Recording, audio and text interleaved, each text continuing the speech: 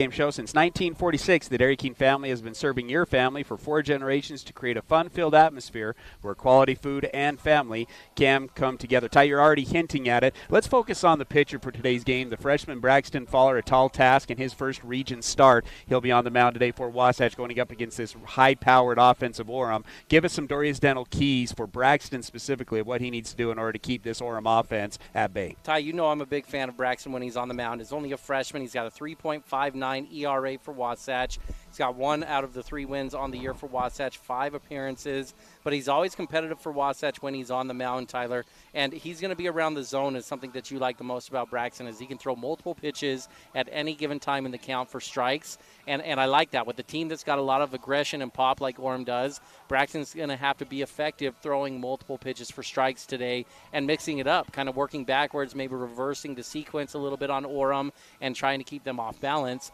And if he starts falling behind early, so I'm going to be very specific, that first pitch strike, Tyler, he's got to nail that first pitch strike. When you hit the first pitch strike, you get out hitters about 8 out of 10 times is what the stats tell you. If you don't hit the first pitch strike, hitters get on about 4 out of 10 times. And so there's a significant difference. So for Fowler here to be effective, I think he's got to mix up pitches and he's got to throw that first pitch for a strike. And I think if he does that, Tyler, the infield, everyone will just stay a little bit more engaged in the game. And I think Wasatch will have a fighter's chance here against this number 1 team in 5A in the Orem Tigers. Keys to the game brought to you by Dorius Dental, who offers no surprises of dental treatment with Dr. Dorius and Dr. Proctor. Let Dorius Dental make your mouth smile. Learn more at DoriusDental.com. Let's jump over to this day in history. Carl Hermanson is actually a former head coach at Wasatch High School, Tyler. I got to play for him my freshman year. His last season at Wasatch High School was at 2003, and I just got to share a great story. It was one of those practices that didn't go well for the Wasatch High School baseball team, and we were being reminded in a running way of what we should be doing at practice instead of what we were doing. Yeah, so we were running quite a bit. What was Carl's running of choice? Triangles. Running poles, so triangles. So start at home plate, go to one pole, cross to the other pole and back in a certain amount of time. Anyway, we had done a couple of the required, and we got home, and the seniors decided they wanted to do like a double or nothing with the coaching staff. And it was at the time where Wasatch was playing at the former school that was out behind what is now West Campus. And they had just a little portable fence, and they said if all 3 coaches hit it out, then we would do double the running. And if the coaches didn't, then we were done, that double or nothing thing. So Clint Kelson, of course, gets up there. They got 3 pitches. He hit I think he hit all 3 of them out. One of them probably still circling the atmosphere. David Wade was a coach at the time. He hit one out, and then Carl Hermanson was the last one. And he was kind of the one that we were hoping wouldn't hit one out. And sure enough, first pitch, he got that pitch and took it right over the left field wall, and we did double the running and that we were required. But no, Carl Hermanson, a great one. He's established a great program down here at Orem High School. He's in multiple time made it to the state championship, was 1 out away in a heartbreaker, ended up losing that state championship, but he's done a good job. That moment in history brought to you by the Gordon Law Group, your full-service local law firm practicing in all areas of the law. They take pride in saying, yeah, we do that. So Carl hit it out, but he probably didn't dent the bat like Clint Kelson did, right? Not exactly, no. Coach Clint Kelson, who coached at Wasatch for a number of years, Tyler, great player at Wasatch, probably the best player to come through Wasatch in Wasatch's history. That was one of his famous moments is someone bet him. This is probably only 2 or 3 years later. Similar type of bet. You think you would be smart enough, Tyler, being on both those teams that made these bets is if he could hit, I think it was only like 5 out of 10 out on that old field that was 420 to center, 400 to the corners. Tyler, I think he hit the first 5 out, and the bat, he literally dented the bat. It was dented in on the barrel when he was done with it. And so those coaches had some pop back in the day. You think Carl still got it out there? If you put him and McKay in a hitting contest, you've got to like McKay over Carl in this one, right?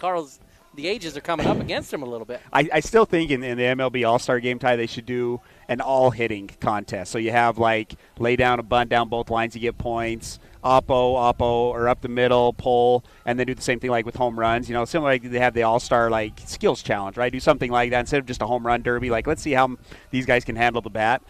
It would be, I think, a good matchup if you did that. I've seen both of these guys swing it. I think Carl's more of the home run hitter type. McKay more of the base hit type, and so it depends on the contest that you'd see there. Ty, these 2 coaches are at home plate, and both of them enjoying making the uniforms as well. If you look, Tyler, I know that's always been a point of pride for Carl here. He's got his team in the baby blues today, even though they're the home team in a solid baby blue pants and top here. Wasatch brings their Pittsburgh Pirate all black look, black pants, blacktop on a beautiful day. 75 degrees down here in Utah County. Feels like 100 coming out of the winter. It's warm down here right now. You say Wasatch's Pittsburgh Pirates. We'll need to step away to a break. We'll do, though. But I want you to, what team do you think of in the majors when you see the Baby Blues? What's the team that comes? There's a lot that wear the Baby Blues. Which team comes to mind? I'll give you this one quick, Ty. The Brewers. This looks like the Brewers to me, looking at this uniform combo for Orem. We'll go ahead and take a quick break. When we come back, Bank of Utah opening pitch right after this. Are you ready for lunch? Well, the Dairy King, home of the train, is serving the best foods with friends and family in the Valley and have been the winner of Best of State for 19 years. They've recently been named the official Best of Utah for their milkshakes. You've got to try their delicious train burger with an Oreo shake. They also have those yummy salads that just hit the spot, or you can try a turkey breast sandwich that tickles the taste buds. They've proudly been serving the Heber Valley for 75 years. That's the Dairy King, home of the train, serving deliciousness daily. Stop in today. Attention all sideliners. Economists and investors have said recently, if you are saving money and waiting to buy, I'd reconsider even at current interest rates. Reports have shown that the masses move or not move based on the behavior of interest rates. This is sidelining in our current environment. With most people using this information as their playbook, it leaves everyone doing the same thing at the same time, resulting in a basic but serious future crisis of supply and demand. So, come see me at Guild Mortgage and let's put you in the game. Tombstone MLS 257849. Guild Mortgage Company is an equal housing lender. MLS 3274. All loans are subject to underwriter approval. Terms and conditions may apply. Subject to change without notice. Ace is the place with the helpful hardware, folks. Why would you wander around a warehouse store looking for paint when you could just swing by your neighborhood Ace? In addition to Ace's award-winning service, we have top-rated paint brands. Plus, our color matching technology allows us to match any color. So stop wandering and start painting. Head to your neighborhood Ace today. Timberline Ace Hardware, serving the Heber Valley for over 50 years, is conveniently located at 737 South Main Street in the heart of Heber City. Hi, this is Nicole with Mountain Refined Furnishings and Flooring. And if you didn't know, we've recently partnered with Mattress Warehouse of Utah to bring you the largest selection of mattresses around. The team at Mountain Refined prides themselves on making your home a place where you love to be. We offer a large selection of furnishings, flooring, window treatments, gifts, decor, and so much more. If you haven't been by lately, stop and check it out. You'll be pleasantly surprised. We're located at 480 North Main Street. Wasatch High School Sports is on the radio.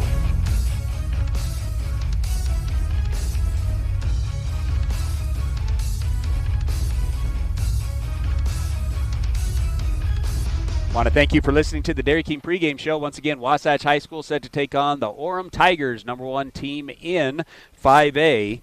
This is brought to you in part by Heber Appliance. When you are down to your final out and your fridge goes out, turn your drop the ball into a touch 'em all at Heber Appliance. Increase your at-home satisfaction with Heber Appliance furniture and mattress. Ty, go ahead and take us down the batting order here for Wasatch. Yeah, Ty, it's going to be kind of a familiar look with a lot of players that we've grown accustomed to seeing here over the course of the season. Carter Bacot is going to lead things off for Wasatch. Tyler hitting over 300 on the season. Blake Sweat will be hitting in the 2-hole, DHing today for Wasatch. Riker Evans will be hitting in the 3 spot. Crew Baxter will be hitting 4. Grant Mahoney will be hitting 5th for Wasatch. Bridger Shaw back in the lineup today after not hitting yesterday. He'll be hitting in the 6th spot. Zach Burdett hitting 7. He was good in that spot yesterday for Wasatch down at Salem Hills. Kyron Stocking had a good bat as well down there at Salem Hills yesterday. He'll continue to be in the lineup playing right field today, hitting in the 8th spot. And then Garrett Christensen, the senior, back in the lineup today catching for Fowler. And Christensen will round out that batting lineup for Wasatch here today. Brought to you by Bank of Utah, who has accounts for everyone from personal and business, checking and savings accounts to mortgage and consumer loans. Visit our friendly Heber branch at 620 West 100 South. And together we'll build relationships that last. Bank of Utah is an equal housing lender, member FDIC. Davies is a pretty impressive pitcher here for Orem. Tyler, he can throw multiple pitches very well for strikes. He'll be in the upper 80s as he's throwing today. He's got 5 appearances on the year, 3 starts, and he's 2-1 in those starts on the season. So he's one of their better players. In fact, probably their best pitcher right now, Tyler. You can expect him to be working down in the zone and working with good pace today. Wasatch needs to be locked in and ready to go in the box if they want to compete. Yeah, talking to Carl and Jackson Hermanson, Ty, before the game, assistant coach and head coach, they just really feel like they've got a good, solid group. And they just, their goal is not to beat themselves, is what they've said. The 3 losses they've had, they just felt like they kicked it around a little bit. So if you're Wasatch offensively, Ty, you got to say, hey, put the ball in play against Davies. 30 strikeouts on the year for Davies. Put the ball in play, make them make plays behind it. It'll be Carter Bucod to lead it off for Wasatch. Again, Wasatch wearing their all-black uniforms. Carter Bucod steps into the box. 366 on the year, a couple of doubles and 6 RBIs. Ty, he's on a mission to hit the first pitch. He is swinging at that first pitch again, Tyler.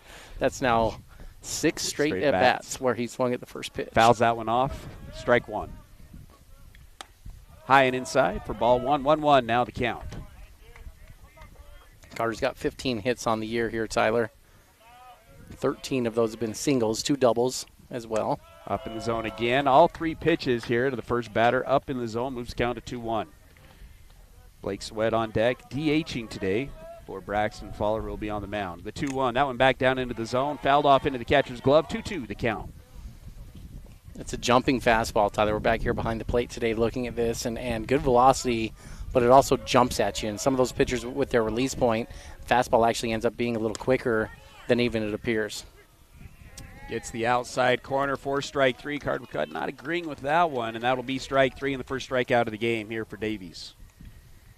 Carter's got a pretty good eye for the zone, Tyler, so I think that should be a signal to Wasatch that umpire's going to give a few inches off the outer half of the plate, is where it looked like Carter thought that one was.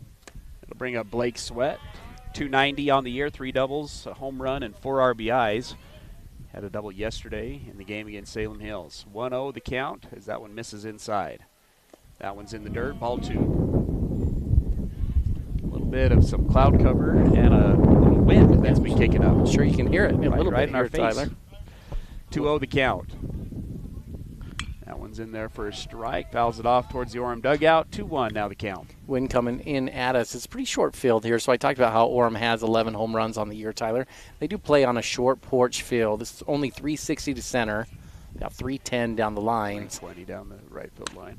But that one's in there for a strike. 2-2 the count. With the wind blowing in on you, it's going to make it tougher to hit it out here today, Ty. Riker Evans on deck for Wasatch. Sweat in the box in a 2-2 count. That one misses too far outside, and that'll move the count to full. Same sequence there that he went to Carter. Tyler tried to go back outside when it was 2-2, hit that outside fastball. That one never really had a chance. It was low, catcher stabbing in the dirt at it. The payoff pitch here to Blake. That one, bottom of the zone. Blake thinks about it, does not go for it, and that'll be a base runner for the Wasps. Riker Evans now comes up to the plate. 310, 2 doubles, a home run, and 7 RBIs for the senior. On deck will be the sophomore Crew Baxter. Senior, junior, senior, sophomore for Wasatch. Good lead from Sweat over at first base. Fastball swung on, goes off of his leg, and that'll be strike 1. Fouled it off into his leg for strike 1. Ty Riker just finds a way to get on base. 40 plate appearances this year, only 30 official at-bats because 8 of those have been walks. He's also been hit by 1 pitch, so 25% of the time he gets on base either by walk or hit by pitch. Just a really good eye, competitive batter here for Wasatch. Always a guy you want up at the plate when there's runners on base. 0 for 2 yesterday with a couple of walks, grounded out as well in his last at-bat at the third baseman. Long sequence of signs here from Coach Jacobson with the 1-1 count. Davies delivers on the slide step, bottom of the count, or bottom of the zone, fouled off towards the Wasatch dugout. 1-2 now the count. Davies has looked pretty impressive so far, Tyler, but he's going deep into all of his counts with hitters. So already now, 4th pitch coming to Riker, went 5 to Bucod, went 6 there to Sweat. You don't want to be going 4+ pitches, 5+ pitches to each hitter. So Wasatch has done a good job in this inning working the counts. 1-2. This is going to be a shot at the third baseman. Third baseman can't handle it. Shortstop comes over, not going to have a play anywhere. And Wasatch has another base runner on the hard hit ball to the third baseman. Yeah, good job, Tyler. If you're in play, sometimes you can have good things go your way. I talked about how he just finds his way on base. 300 batting average is nothing to sneeze at, Tyler. Good batting average, but gets on base. That's another example there. An error, Tyler, by the third baseman, but a hard hit ball where Riker's competitive and finds his way on. He's going to bring up Crew Baxter. 353 on the year, a double, 4 RBIs. Yesterday had 1 hit, 2 hit by pitches, and a strikeout. Singled up the middle with an RBI in his first at bat. Comes up with the runner on second base in scoring position. That one misses outside for ball one. See why Coach Jacobson likes Crew. Ty yesterday didn't even flinch on a couple of those that are inside on those hit by pitches, competitive at bats. I thought Crew did so much that was really likable yesterday, Tyler. Besides the fact he was just really competitive in the box, he just was playing the game the right way. Balls in the dirt, even when they were down big. He's taking extra bases. He's heads up, trying to tag up in different situations. Like he just was in the game the entire way. Didn't matter what the score was. 1-2, a strike called in the bottom of the zone, and now a nice pitch on the inside part of the plate. Moves count to 1-2.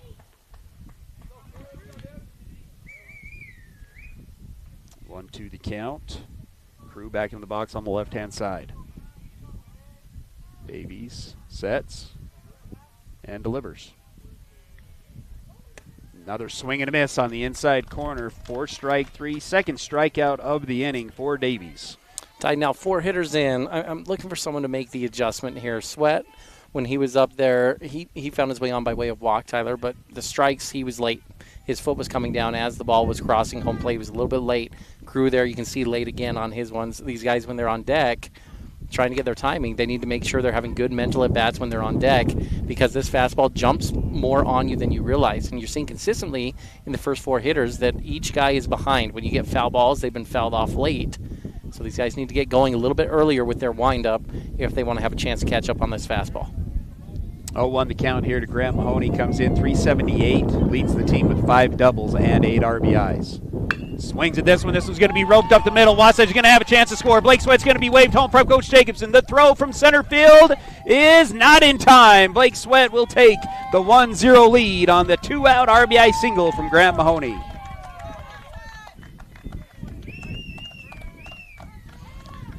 Grant's really growing a lot as a player, isn't he, Tyler? He came out with an explosive start to the season, hitting .667 in that first tournament at Snow Canyon, and then kind of went through a little bit of a slump, Tyler, but now he's back rocking and rolling. Looks like he's had some good growth over the last 5 to 6 games, and he's been locked in this entire spring break week. Wasatch still with runners on first and second. This one's roped down the left side, but foul.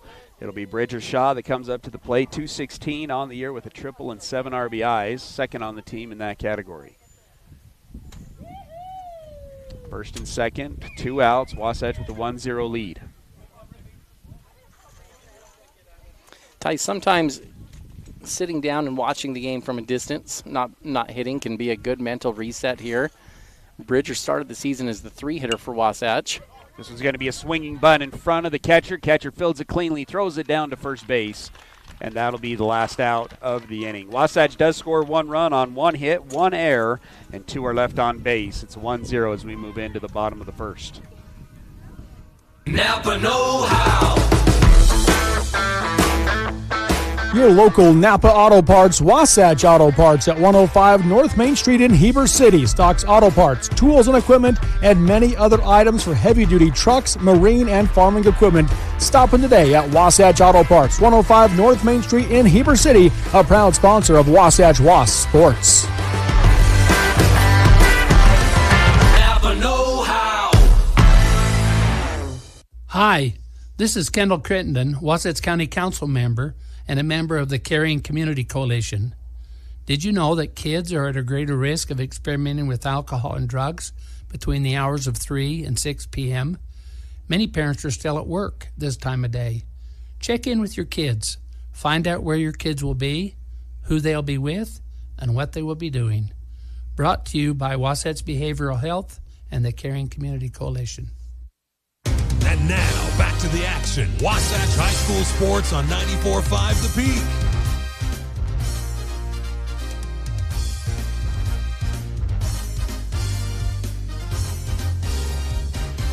Bottom of the first brought to you by a Good Spot A, your favorite hometown place to relax and unwind. They offer massage, skin care, nail care, and unique relaxing spa packages. Pick a Good Spot A to be your spa. Take us around the diamond, Tyler, for our defensive starters today for Wasatch. Freshman starting on the mound, Braxton Fowler for Wasatch, throwing to senior Garrett Christensen, who will be catching behind the plate. Grant Mahoney, who just had the RBI single in the top half of the first inning, will be playing third base. Starting at shortstop will be senior Carter Bucad. At second base, will be junior Bridger Shaw, and then first base will be senior Riker Evans. Out in the outfield, you're going to see sophomore Crew Baxter playing left field. In center field will be senior Zach Burdett, and in right field today will be Stocking, who continues to have a hot bat for Wasatch over the last week or so himself. So that is your starting 9 for Wasatch there defensively. DHing, of course, as we already mentioned in the top half of the first, will be Blake Sweat, who's DHing for Braxton Fowler on the mound today. Yeah, Ty, and then you mentioned in our pregame show from the Dairy King about your Dory's Dental keys for Braxton Fowler on the mound. Let's revisit those as we go up to the bottom of the first. Ty, you want to see good first pitch strike, and he needs to mix up his pitches that he throws for first pitch strikes. Orem came into today's game with 40 extra base hits in 13 games, 11 home runs, 25 doubles, and 4 triples. It's a team that really likes to get the bat head out and try to hit with power and authority, Tyler. The wind blowing in, though, is a great scenario here for Braxton. If he can be over the plate and invite Orem to serve up some fly balls, let the outfield go underneath it, and I think he'll be effective today with a first pitch strike. First pitch of the game for Fowler misses low and away. Leadoff hitter for Orem will be the second baseman Johnson. 2 home runs, 2 doubles, and 7 RBIs on the year for Johnson. That one misses low and outside, this time in the dirt. 4-2, 2-0 the count. Yeah, it looks like Garrett's going to maybe need a minute here, Tyler. That one missed the padding a little bit. So on the second pitch, he's feeling that. Pretty uncomfortable. Say it this way, got you where you don't want to be hit as a catcher. And he's trying to walk it off, Tyler, but he's feeling it right now. Let's give us an opportunity. 2-0 count, and not where you want to be against Orem, Tyler. This Orem team has 4 different guys that have hit home runs on the year. They really like to be aggressive and hunt fastballs and fastball counts. And so this is kind of the exact opposite of the Dory's Dental keys to the game that we talked about. Braxton has been good this season as far as throwing strikes. Only 6 walks on the year coming into this one in 13.1 innings pitched. So walking has not been a problem for Braxton, but this is not a good start here going to 2-0 to start this ball game. He's still having a hard time, Ty. Let's take the opportunity to give a shout-out to his buddy Austin McNaughton. Announced on Instagram today that he has committed to wrestle at Western Wyoming Community College, where a lot of his buddies are up there wrestling as well. It's just Wasatch collegiate level, isn't it? I mean, get the W. 6 guys up there now. That's right. I have to see which ones, I guess, go back up from the roster last year, Tyler. But they had 5 Wasatch guys last year up there and adding another one. We're back at it. It's a 2-0 count here to the leadoff guy for Orem. Wasatch leads 1-0 after a 2-out RBI single from Grant Mahoney. 2-0 the count. Fowler working out of the stretch. Yeah, Ty, that's something I was going to say that I noticed is I'd like to talk to him. I haven't talked to him yet, but he seems to change it up, right? First couple times out on the mound, he was going from the stretch consistently. Last couple games, he was more in the windup. Now he's back into the stretch with no runners on. And so I liked him a little more from the stretch. Thought he had a little better rhythm and pace there, Ty. Well, just gets his called strike 1 at the bottom of the count and then misses everything again. So that moves the count to 3-1. Started in the windup to start this at bat, and now going back to the windup, or going back to the stretch as you mentioned. 3-1 the count. Fowler comes set. Johnson set in the box on the right-hand side. The pitch. That one's going to be swung on at the Wasatch dugout for strike 2. Fills up the count at 3-2. You can see that mental approach, though, Tyler. That might be ball 4 there, but Johnson has the fastball count he's looking for. He's a leadoff hitter, but this is an aggressive swinging Orem Tiger team. He didn't want to take a walk and kind of help Braxton out chasing after that ball there. Full count. Fowler comes set, delivers the payoff. That one misses high, and that'll be ball 4. Story of the Salem Hills series was walks. Wasatch struggling with putting guys on base, and they start off this series with a walk to the leadoff guy. It'll bring up Burge, the shortstop, 1 home run, 1 triple, and 6 RBIs on the year. Wearing number 1, and with the leadoff guy on, we'll see Carl Hermanson, traditionally a more stolen base, not a bunt, small ball type of coach. Likes to let his guys swing it. Fowler comes set. Good lead over by Johnson. Now he'll take a step back. Oh, Ty gets the bunt down. It'll be fielded by Mahoney. Mahoney throws it over to first. He's out at first. Backdoor throw to second base is not in time, and so I eat my words with Carl Hermanson as he does lay down the bunt. It was a good one, but a nice play from Mahoney at third base gets him out at first on the sacrifice bunt. Ty, was a good bunt. It pulled Mahoney up, and you like to see that if you're the offensive team And Orem nearly took a chance there. Grant had to come up far enough to get that ball, and Carter was covering second as Bridger was running over to first from second to cover there is the defense Wasatch had on. And Orem nearly turned second and went to challenge to take third since Mahoney wasn't there, which is why Evans fired that ball back over to second base as they thought they caught him leaning off of the bag a little bit there. Just good execution all the way around from everyone. Offense and defense all did exactly what they were supposed to on that particular pitch. It's going to bring up Bostock, and he's a good one, Ty. 3 home runs, 2 triples, 3 doubles, and 17 RBIs on the year. And he's got an RBI opportunity here with Johnson on second base. Ball 1 is the first pitch to Bostock. Baller comes set, takes one look, and now delivers. That one swung on and roped foul down the left field side. 1-1 now the count. Ty, looked to me like the runner on second is picking pitches on that one. Going to kind of keep my eye on that on this next one here. But kind of looked like he was picking at the uniform to signal in something here after that sign went down from Garrett. So Wasatch may want to take another look at that if this is something you see consistently happening. Baller delivers the 1-1. It's an off-speed pitch this time. That one's a roped foul once again. 1-2 now the count. Ty, I'm suspicious of this already. I think if the runner on second sees a fastball coming in, I think he's going to go up to the top part of his uniform and pick it. If it's a breaking pitch, I think he's going to just sit and do nothing. 1-2 the count, 1 out. Runner on second base. Baller comes set. 2 looks this time at the runner at second base. Delivers. It's another fastball. This one's going to be elevated foul, and we'll keep the count at 1-2. Good job there from Brax to mix that up. Tyler, rhythm, trying to get the hitter off balance a little bit.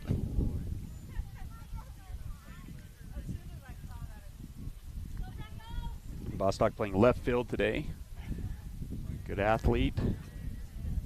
And again, has really lit it up this year for the Tigers with 8 extra base hits and 17 RBIs in their 14 games. Yeah, they're absolutely signaling in from second base, Tyler. On that one there, the second base runner signal in. This is going to be on the outer half of the plate where Garrett has signaled that one. So if I'm Wasatch, I should be stepping up, changing this pitch here. You don't want a power hitter to be able to hang over the outer half of the plate. Baller gets the sign, takes a look. Now delivers on the slide step, misses low and outside for ball 2. 2-2 now the count. Mentioned that Orem is currently number 1 in the RPI standings. Springville moved up to number 2 after they swept Cedar Valley last week.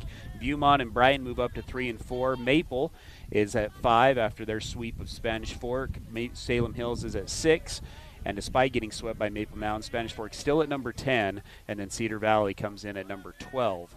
In the RPI standings. Pickoff move to second base, not in time. Johnson able to get back quickly. Keeps the count at 2-2 with 1 away. Tim Futai at number 19 and Wasatch coming in at number 20 in the RPI standings. So interesting how the RPI works, Tyler. So Wasatch moved up 2 spots this week after falling in 2 games to Salem Hills. So they started the week at number 22. Salem moved down.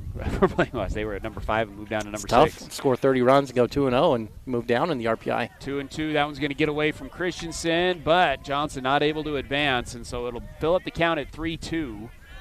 On deck is Miller, the first baseman, also has. That's a ball that your runner on second needs to be moving on, Tyler. That ball is rolling away from third base, carrying the catcher towards the Orem dugout. Really no excuse for the runner not to be going on that particular ball. Baller sets. Takes a look. Now delivers. Goes back to the off speed. That one bounces in front of the bag. And so that's going to be the second walk of the inning here for Faller. And now puts runners on first and second with 1 out. It's going to bring up Miller, as I mentioned, the first baseman. 1 home run, 6 doubles, and 12 RBIs on the year. Take a look at some of the other RPI standings tied from around the school. The girls lacrosse comes in at number 16 in the RPI standings. Boys lacrosse number 10 in the RPI standings.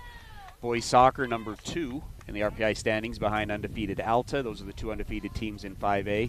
Softball is number 20 with Wasatch, and then boys volleyball at number 7, currently sitting at 8-7 on the year in their inaugural season. That's a fun start for them this year. Saw a highlight reel the other day, Ty, that was impressive. A lot of fun. You got a lot of basketball guys out there that can jump out of the gym. And non-basketball guys like Braxton Raven is phenomenal, Tyler, there as a guy that can really elevate and get up and spike it down on you.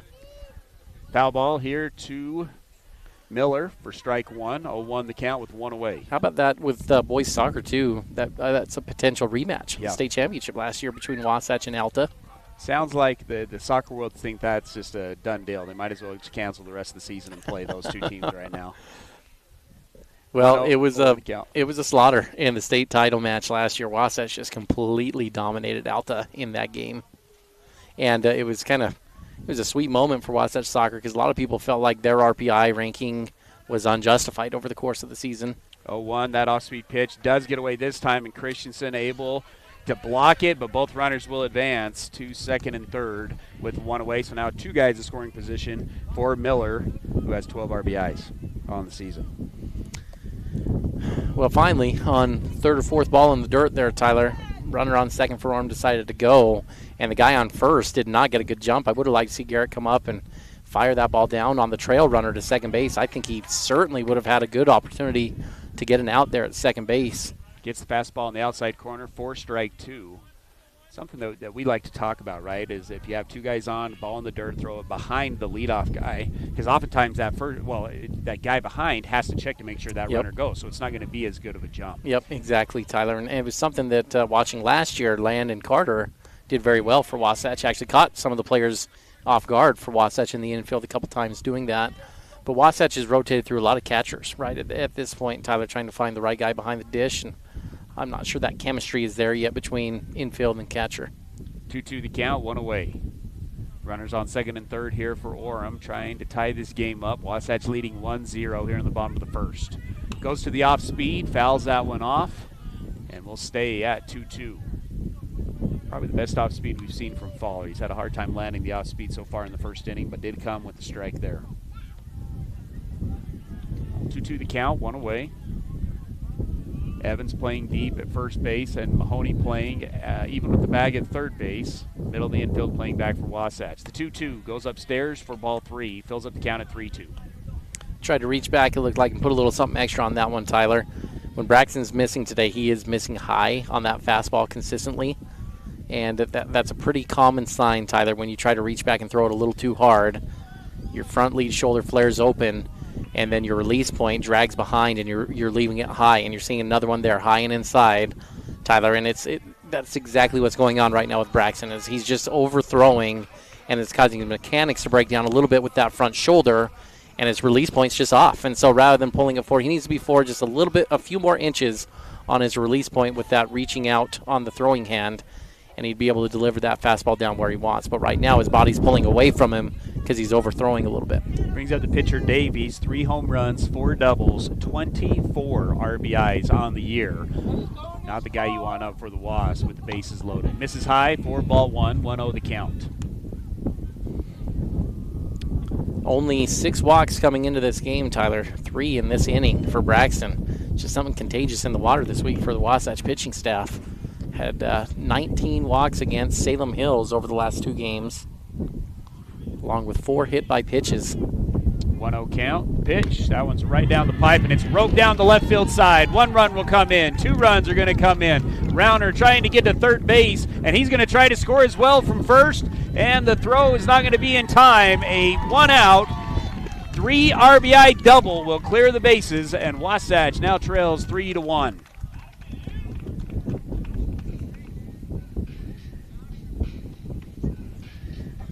Walks will punish you.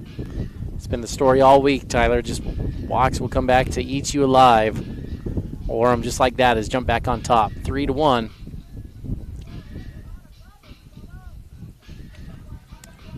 Pause in the action brought to you by Mirror Lake Station, voted best donuts in Utah. Mirror Lake Station is your stop for gas, groceries, and goodies. Owners David and Kristen Wade have grown to love their Chevron family and appreciate your support.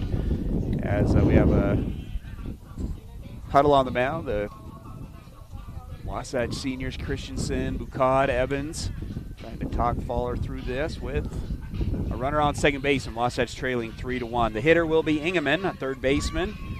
Had a triple, has one triple, three doubles, and 10 RBIs on the year.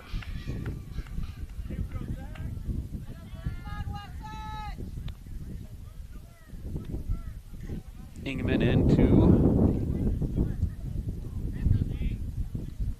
into the box on the right-hand side. All righty so far for Orem.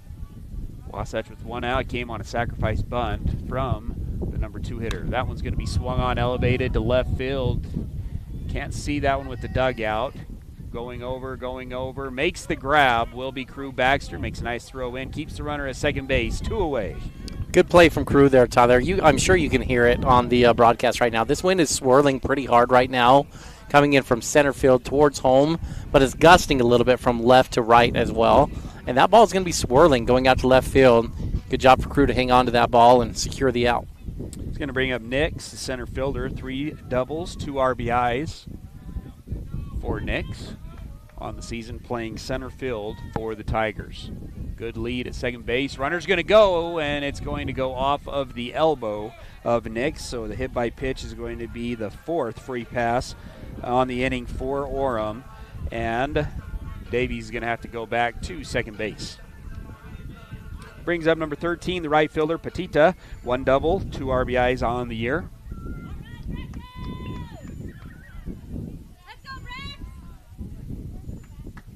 Fowler trying to get out of this first inning, gave up a 1 out, 3 RBI double to Davies, and that's where the score stands at 3-1.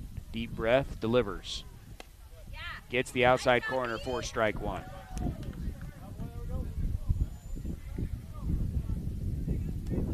Wasatch will have another game against Orem on Monday. That one will be at home and will be covered here on 94.5 The Peak. And then they will have a series. Ty just spaced the Spanish Fork, I believe, is who they have the series with next Thursday and Friday. The 1 gets by Christensen into the backstop. Both runners will advance to second and third on the pitch in the dirt, and that'll move the count to 1-1.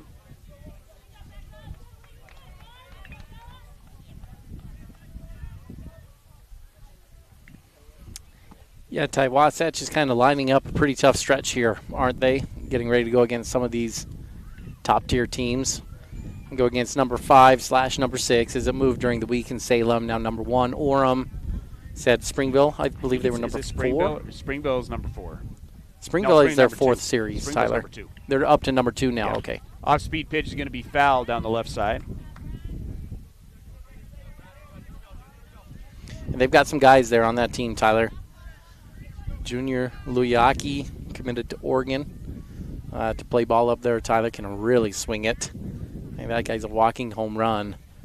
And Easton Barrett back in the lineup this year after his Tommy John surgery last year. Tyler, he's throwing a little bit, but he's hitting over 500 on the season himself. 1-2. It's an off-speed pitch. It's ground to the shortstop. Bukad charges, throws it across the diamond in time, and that will retire the side. Now before 3 runs come in on 1 hit, no errors, and 2 are left on base. It's 3-1 as we go into the second.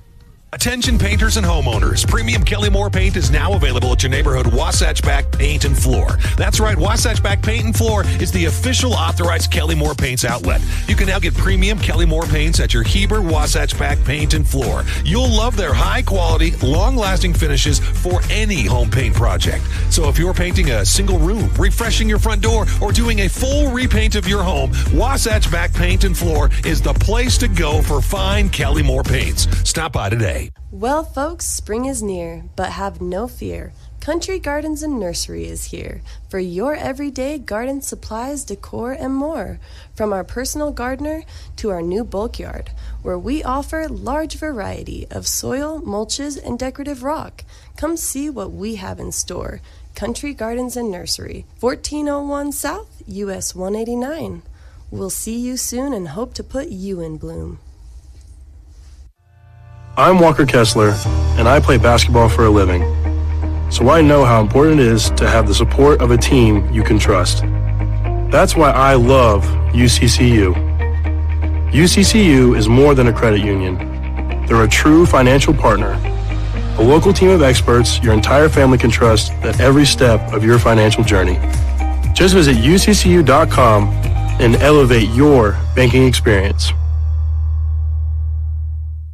This is live coverage of Wasatch High School sports on 94.5 The Peak.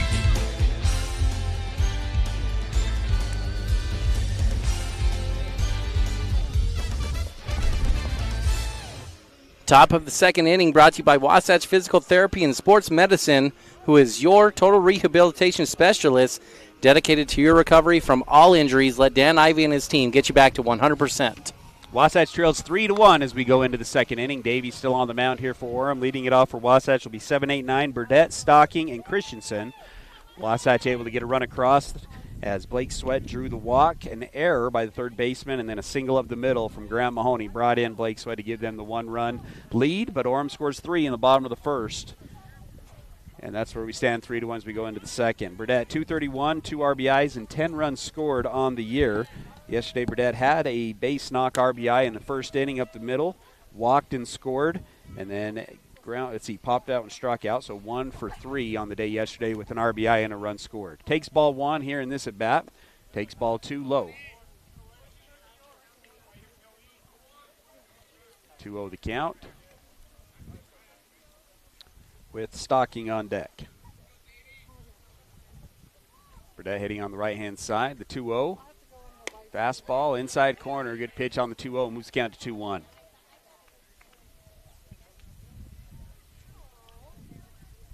Sun's starting to shine. Wind dying down just a little bit here at Orem. Another fastball. That one misses outside. Moves the count to 3-1. Not a bad spot there from Davies, though, Tyler. I think he wanted that one. Took a little step off the mound. Kind of a little peak you have there on the mound, Ty, from Orem. Yeah, this is a mountain. I'm not sure that one lives up to the regulation of the mountain, Tyler. You remember? I'm trying to remember the rule. 18 inches? Is that what it is? Supposed to be over? I had 20 in my mind for some reason. That will be ball 4, so Burdett will earn Wasatch their 4th base runner on the day. That's the second walk of the game for Davies, and that'll bring up Stocking, who's hitting .333, has a double and 4 RBIs. Had another hit yesterday and a good barrel right at the shortstop in his last at bat. That one in there for strike 1. 0-1 the count here to the junior.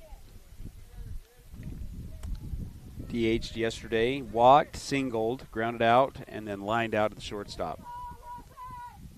0-1, pickoff move, not in time. Burdett with good speed over at first base, gets back easily. Garrett Christensen on deck. Long sequence of signs here from Coach Jacobson, and Stocking's back into the box.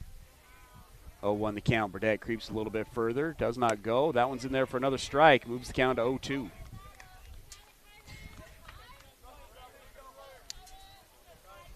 You see some little things from the top-tier teams, though, Tyler. Orem, again, number 1 right now. 0-2, swing and a miss for strike 3, third strikeout. Awareness of the scouting report. You see a throw over on Zach Burdett. That's probably Wasatch's biggest threat to steal a base, and Orem's aware of it. And they try to mix up Zach's comfort level and his timing over there on first base. And then Davies back on the mound gets into a different rhythm, delivering the ball home a little bit more quickly. Ground ball to the third baseman, fields it cleanly, throws it to second, throws it to first. 5-4-3, double play to end the inning. No runs. Oh, no. Sorry, they called him out at first, but did not call him out at second base.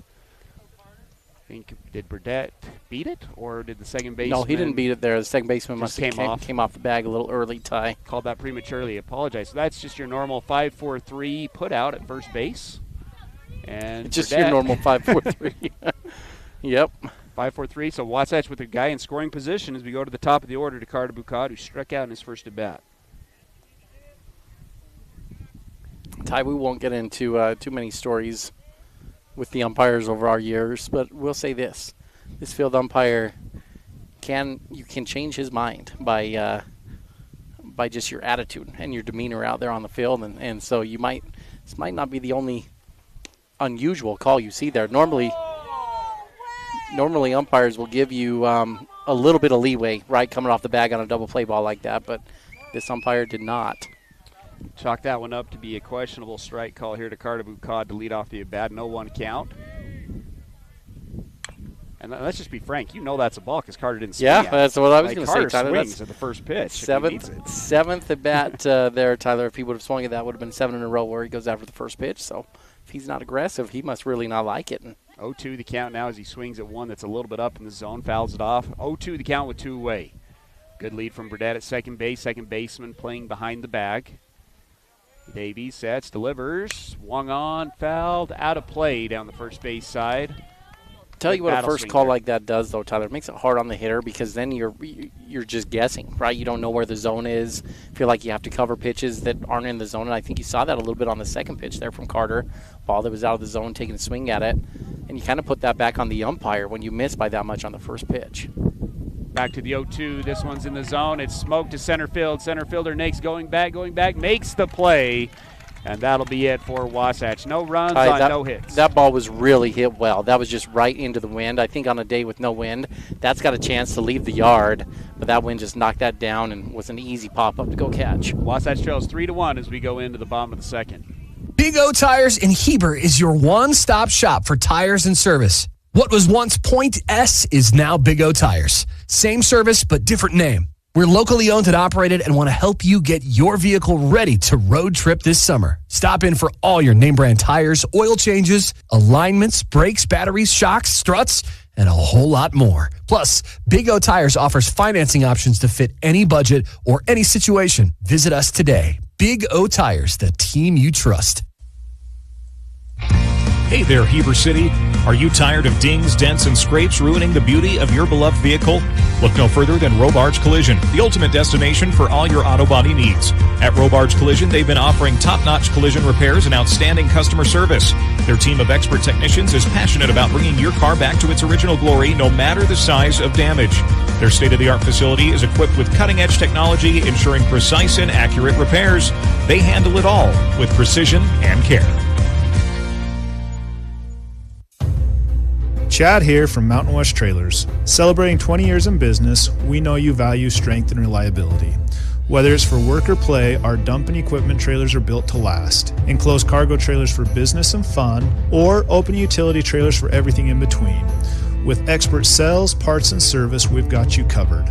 Mountain West Trailers is always right behind you.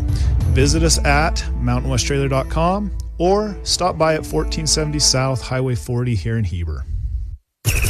5, 4, 3, 2, 1. KTMP Heber City and live sports coverage with Ty and Ty.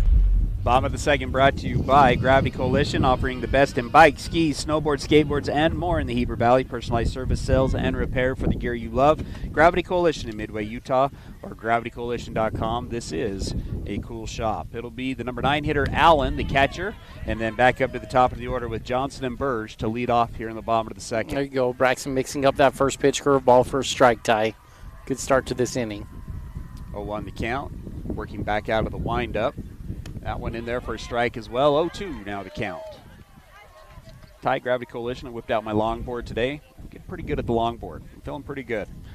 Had a little bit of a scare a couple weeks ago. I hooked up my dog to my longboard, and I was a little bit more confident than I should have. Seems like a good way to find yourself in the hospital, Ty. And very easily could have been. This one's going to be elevated to center field on the 0-2. Burdett comes up and makes the grab. One away here in the bottom of the second. I think you said it, Ty, in the break, that with this wind, it's moving the flagpoles out there in right field. Just invite hitters to hit it up in the air. That's a pretty good shot right there from Allen, and it just gets hung up in that wind. This day is a dream for a fly ball pitcher, right? A pitcher that's just going to serve it up over the plate, invite teams like Orem, who like to try to hit the long ball, to hit it up into the air and then let your outfield run under it. If I'm Wasatch, that should be the game plan right now. Just throw strikes and see how far they can hit it. Let the wind be your friend. 1 ball, that one misses low and outside. Johnson again walked in his first at bat and ended up scoring on the double from Davies. Does have 2 home runs and 2 doubles on the season. That one's going to be swung on and fouled off. 1-1 now the count. And Ty, good teams like Orem, they may get you though if you're throwing strikes like that. Don't get me wrong, that's not going to be automatic. But you look at the scoreboard, and this is the 3rd game in a row where Wasatch has more runs from the opponent than hits, right? And that's because of those free passes, the walks and hit by pitches that have been just so apparent this week. That, counting this first inning in this game, Tyler, now 22 walks and 5 hit by pitches in this week, Tyler. So 27 free passes. And if you're Wasatch, you want to get beat by the team hitting it rather than putting them on for a free pass. 3-1 now the count here to Johnson.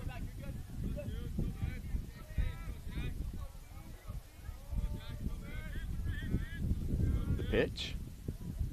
That one's going to be swung on. It's a ground ball to the first baseman, twisting a little bit. Evans is going to field it, touch the bag. 2 away here in the bottom of the second. It's a much better inning so far for Braxton, Tyler. Looks like he's settled in a little bit more, going after these hitters, allowing them to put the ball in play.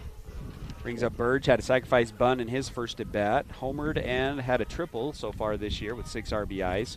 Speaking of settling, Ty, Coach Mark Pope not settling. He's saying, I'm going to go to a little bit bluer pastures and go take the Kentucky Wildcats job. Can't say you blame him on that one, do you? I mean, there's not a better job in college basketball. Not a better Kentucky. job, and he's an alum. Was a captain on a national championship team there in Kentucky, and I think everybody knew that if that came open, that was going to be the job. Ground ball to Mahoney, fields it with the backhand, throws it across the diamond in time on the 5-3 putout. Wasatch retires the side. No runs on no hits, no errors. Nobody left on base. It's 3-1 as we move into the third. Unlock your potential at Bonnie Joseph Academy here in Heber.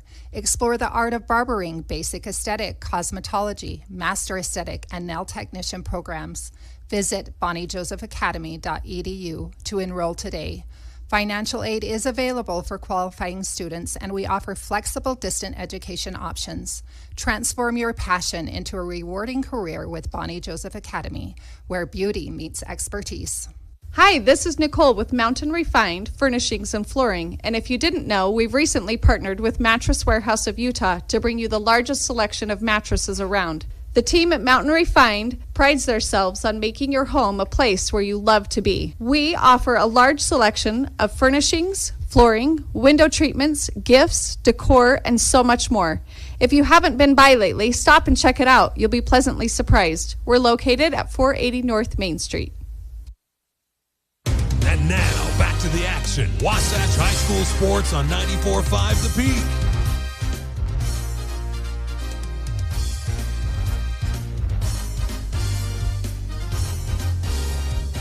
Top of 3 brought to you by Physical at the Fit Stop. Do you sometimes feel dizzy or unstable? If so, Physical at the Fit Stop has good news. Falls are preventable. Call Physical at 435-654-5607 for a free fall risk assessment. Let's see how you can improve your balance and regain your freedom. Ty, you made a bold statement before the break. Kentucky, the best job in college basketball. I think so. You think they are the best college basketball program in the country? Yeah, I think so. I think they got the most money to spend in college basketball with NIL stuff. I think the one-and-done rule. Give me your top 5 college basketball programs. Your most historic. Best jobs. Kentucky, whatever, yeah. Duke, North Carolina, UConn. Who's number 5? Indiana, maybe. UCLA. UCLA probably should be in that mix too, Ty. Blake Sweat will lead it off with. UCLA's not been that appealing over the last 10, 20 years. Tyler, they've fallen off. Kentucky hasn't made the Final Four in 9 years. Got 4 Final Fours in the last 15 years under Calipari and a national title. Last 9 years, no Final Fours. Which is saying a lot, right? Like Final Four, that's kind of hard. But when you got UConn up the road, who's won 3 in the last 6. Blake Sweat's going to swing at this one. A sawed off to the shortstop. Shortstop comes up, fields it cleanly, throws it across the diamond, not in time. And Blake Sweat with the infield single has reached base twice today. Oh, Ty, Coach Clint Kelly just messaged in one. We got to say, he's right. Kansas. Got to throw Kansas in there into the mix. Maybe that'd be one. But who's better at it? Is Kansas the top one, Tyler? If you've followed it all, Kentucky's not necessarily pleased with Pope higher. Like he doesn't have a NCAA Those tournament are the kinds win. of guys that end up performing really well, might though, be, yeah, but he doesn't have an NCAA tournament win on his resume. Evans is going to square to bunt after the leadoff single. Tries to stab at it, can't do it, and that'll be foul ball for strike 1. But the argument is Pope in his first year in the Big 12 beat Kansas, right? Finished higher in the rankings than Kansas in the standings in the Big 12. 1 strike here to Evans with Sweat on first base. That one gets the outside corner for strike 2. 0-2 the count. Ty, if you go a little more recent, I mean, Florida's had some pretty good runs, haven't they, on the basketball hardwood? I wouldn't put them up in the premier traditional programs, though. 0-2. Swing and a miss for strike 3. That's strikeout number 4 now for Davies, and that'll bring up Crew Baxter, who also struck out in his first at bat. Hitting on the left-hand side, the lone lefty we're seeing today. I think you named the 5, Ty, that I would say. Let's put Duke, North Carolina, Kansas, Kentucky, and UCLA would probably be my – or no, UConn would be my 5. Nice play here from Davies. Somehow makes the tag on Baxter. Baxter had a sawed off down the first base side. Davies bounces off the mound, sliding, fielding, and tags Baxter before he gets to first base. It does advance. Blake Sweat to second. That's an athlete there on the mound. If you're watching on the video, that's a really good play. Sliding into the base paths, not only comes up with the ball, but then plants the right hand on the ground and reaches up with the ball in the left hand within the glove to tag the runner as he came by. Really impressive play there from the pitcher. Wasatch has a chance, though, Tyler, with 2 outs, where Mahoney has delivered already this game. Yeah, singled up the middle with 2 outs in the first inning. A big swing and a miss here for strike 1. Singled up the middle for an RBI that brought in Blake Sweat. So similar situation from the first inning. Mahoney yesterday had a double RBI in his first at bat as well. So 2 RBIs over the last 2 games for Mahoney. The 0-1 count. Slide step delivery, gets away from the catcher, but the catcher does a good job of keeping it in front of him. Sweat opts to stay at second base. 1-1 now the count. Grant certainly had the hottest bat this week for Wasatch, Tyler. This is a good man to have up for Wasatch right here. Check the Orem outfield, Tyler. They're playing the way you think they would with the wind, and pretty shallow here. 1-1, misses low and inside for ball 2. 2-1 now the count to the junior Mahoney. Leads the team with a .378 batting average and also leads the team now with 9 RBIs. And in doubles. 2-1 the count. The pitch. Swung on and missed again. And that'll move the count to 2-2 with 2 away. What if you change that college basketball question, Tyler, to your lifetime? Last 30-ish years of college basketball. Do you start putting a team like a San Diego State into the mix there at all? No. They've been pretty consistently in the top 25 year in, year out. It's going to be a ground ball to the second baseman. Second baseman bobbles it, throws it over to first. Is it in time? Is in time, and Wasatch is retired on the 4-3 putout. No runs on 1 hit, no errors, and 1 runner is left on base. It's still 3-1 as we move into the bottom of the 3rd. Are you ready for lunch? Well, the Dairy King, home of the train, is serving the best foods with friends and family in the Valley and have been the winner of Best of State for 19 years. They've recently been named the official Best of Utah for their milkshakes. You've got to try their delicious train burger with an Oreo shake. They also have those yummy salads that just hit the spot, or you can try a turkey breast sandwich that tickles the taste buds. They've proudly been serving the Heber Valley for 75 years. That's the Dairy King, home of the train, serving deliciousness daily. Stop in today. Attention all sideliners. Economists and investors have said recently, if you are saving money and waiting to buy, I'd reconsider even at current interest rates. Reports have shown that the masses move or not move based on the behavior of interest rates. This is sidelining in our current environment. With most people using this information as their playbook, it leaves everyone doing the same thing at the same time, resulting in a basic but serious future crisis of supply and demand. So, come see me at Guild Mortgage and let's put you in the game. Tom Stone, MLS 257849. Guild Mortgage Company is an equal housing lender. MLS 3274. All loans are subject to underwriter approval. Terms and conditions may apply. Subject to change without notice. Wasatch High School Sports is on the radio.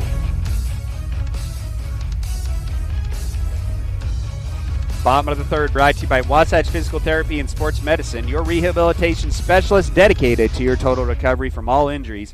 Let Dan Ivey and his team get you back to 100%.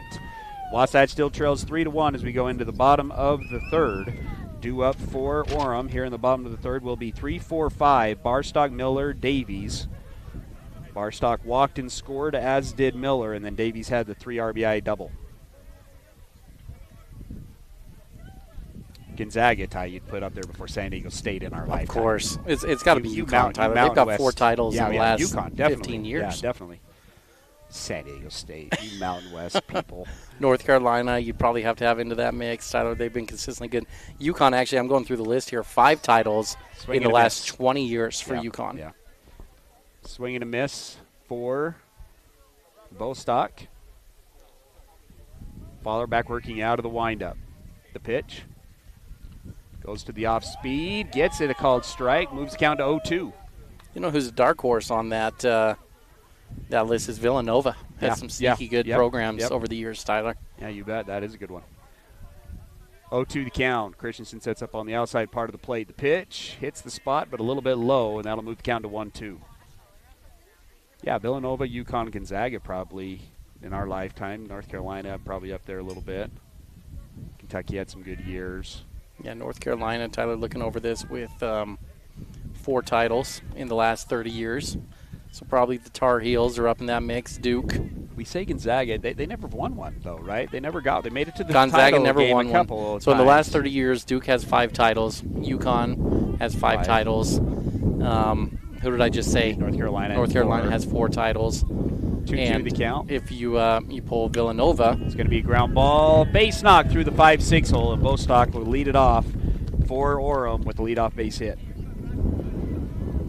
Pull Villanova into the mix. They've got 2 titles, Tyler. So those are probably your recency bias best teams. He's going to bring up Miller, the first baseman, walked in his first at bat, has a home run, 6 doubles, and 12 RBIs coming into today's game.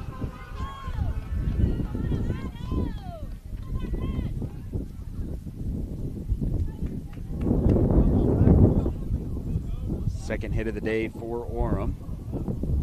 That one at the belt for strike 1. Boy, this wind's gusting, Tyler, right now. I apologize if the microphones are sounding fuzzy here. Blowing in hard into the face of the batter. Pickoff move. He had him leaning. Did he get it down in time? No, he did not, and that'll be a safe, but Fowler, one of the better pickoff moves you're going to see. And I thought he had Bostock leaning a little bit. Bostock did try to swipe third base earlier in the game today. 0-1 the count. Runner does go on a great jump. It's going to be a called strike 2, so 0-2 the count, but Bostock will steal second easily. Easily is not even the proper word there, Tyler. He's sliding in and getting ready to stand up as that ball is delivered there. It was a great read, good lead, and a fantastic jump, and Garrett Christensen never had a chance on that one. 0-2 the count now here to the number 4 hitter, Miller. Baller comes set, delivers, goes with the off speed, got him off balance, but Miller able to get a piece, and he'll survive and keep the count at 0-2.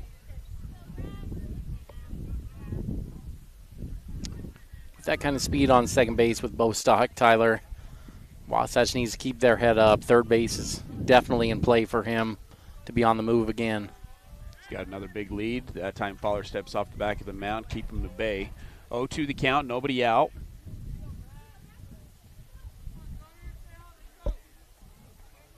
Fowler's control's been there since the first inning. Had 3 walks and a hit by pitch in the first inning, but has settled down since. Nice pitch on the outside corner. Rung him up for strike 3. First strikeout of the game for Braxton Miller, brought to you by Wasatch Physical Therapy. And Wasatch has one away, and that'll bring up Davies. I looked down, kind of shaking my head, thinking, man, I can't believe the umpire didn't call that. It was a delayed signal there.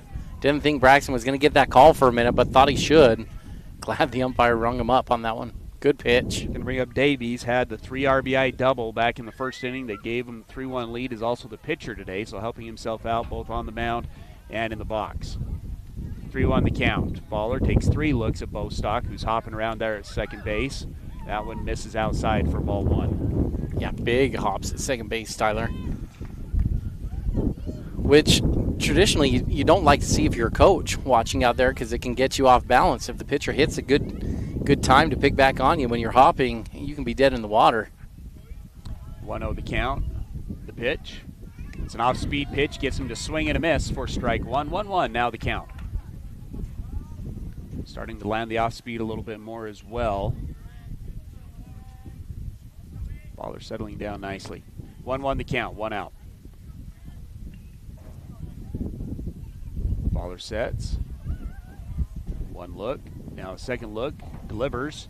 Gets a fastball. This one's going to be roped to center field. Burdett settles underneath it. Makes the grab. 2 away here in the bottom of the 3rd. Zach does such a good job, Tyler, of getting rid of that ball quickly. He was aware he had a guy on second with speed, and he catches that ball into his throwing motion and just has such a quick release. Almost looks like a catcher out there in center field the way he gets rid of it. and no chance to tag up from second to third with Bostock, even though he's got fantastic speed. He's going to bring up Bingaman, who's got 10 RBIs on the year. Flew out to deep left field in his first at bat. A ball that was sky high, but Baxter was able to come over and make the grab on the foul line. First pitch of the at-bat's going to be roped through the 5-6 hole. Bostock's going to try to score from second base. Baxter's throw is not going to be in time. Runner does not advance from first base, but the 2-out single brings in the 4th run of the day, and Orem has built a 4-1 lead. Sharply hit ball there to left field, Tyler. If Crew had a comfort level coming up, but at this time of the year when the grass hasn't filled in that much, it can pinball on you. And if you notice how Crew had to come up to that ball, he didn't get a good run into it, filling it off to the side of his hip the way outfielders like to do. Instead, he had to stop and square it up the way an infielder does, and that just took too much time. Never had a chance to really get him at home plate. That'll bring up Nix, the center fielder, who was hit by pitch in his first at-bat. Throw down to second base is a good one, but bounces out of the glove, not in time. So a called strike one, but the runner swipes the bag to second base. And so with 2 outs, there's now no duck on the pond. Throw is a little bit short of the bag. So 1 strike, no balls, 2 outs with the runner on second base. Long set of signs here from Christensen. Baller takes a peek, delivers. Off-speed pitch. Christensen smothers it, keeps the runner at second base on the ball in the dirt. Moves count to 1-1. And Christensen wants to talk things over here with Braxton Fowler. I think they're finally picking up the signs thing, Tyler, at second base. Orem definitely has the signs picked up. And it's a little quick Mirror Lake Station trip to the mound to try to adjust that. 1-1 the count, 2 outs. Nix, the center fielder, in the box.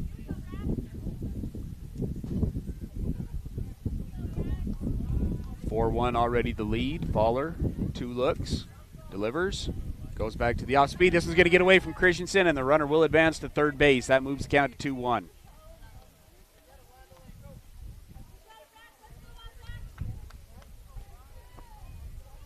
So already leading 4-1 with the runner now on third base. Nix, who's got 2 RBIs on the year.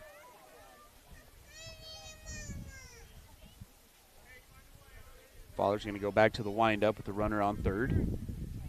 Delivers the 2-1. It's back to a fastball. Gets the outside corner for strike 2. 2-2 now the count.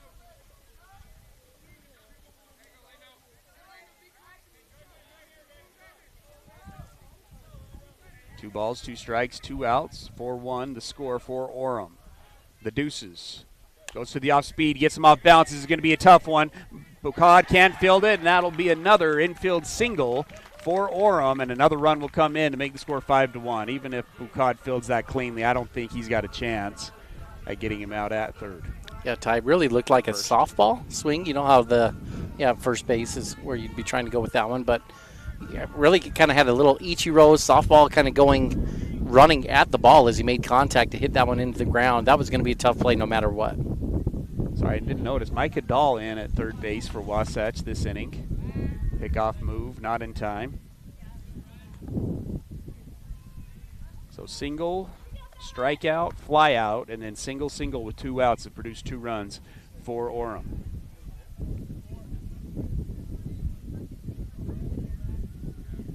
That one misses inside for ball 1. 1-0 the count.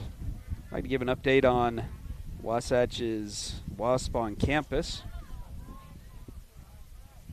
Jack Bluth and Chet Wilson, both playing at Salt Lake Community College this year. Jack, a sophomore, Chet, a freshman. Off-speed pitch at the belt for strike 1. 1-1 now the count to Patita, the right fielder, who grounded out of the shortstop in his first at-bat. Jack Bluth, 362 batting average, a double, 2 triples, and 13 RBIs. And Chet Wilson, 261, 2 doubles, a triple, and 21 RBIs for the Bruins. Pretty good start to the career there for Chet down at Salt Lake Community College. Well, and Jack's got his average up to over 350 on the year. Not surprising with either one of those. 1-1 the count. Runner takes a big hop. It's going to be a ground ball to the third baseman. Dahl fields it cleanly, throws it across the diamond in time, and Wasatch gets the final out. But not before 2 runs come in on 3 hits, no errors, and 1 is left on base. 5-1 as we move into the 4th.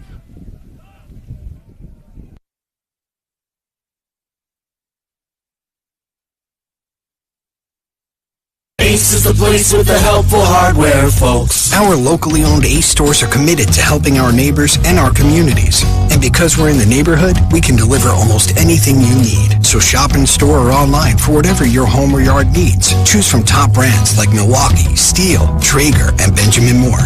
Then pick up in-store, curbside, or we'll deliver your order right to your home. Around the block, what you need in stock, with people who know how to help. See acehardware.com for details. Big O Tires in Heber is your one-stop shop for tires and service. What was once Point S is now Big O Tires. Same service, but different name. We're locally owned and operated and want to help you get your vehicle ready to road trip this summer. Stop in for all your name brand tires, oil changes, alignments, brakes, batteries, shocks, struts, and a whole lot more. Plus, Big O Tires offers financing options to fit any budget or any situation. Visit us today. Big O Tires, the team you trust. Napa know-how. Your local Napa Auto Parts, Wasatch Auto Parts at 105 North Main Street in Heber City stocks auto parts, tools and equipment, and many other items for heavy-duty trucks, marine, and farming equipment. Stop in today at Wasatch Auto Parts, 105 North Main Street in Heber City, a proud sponsor of Wasatch Wasp Sports. Napa know-how.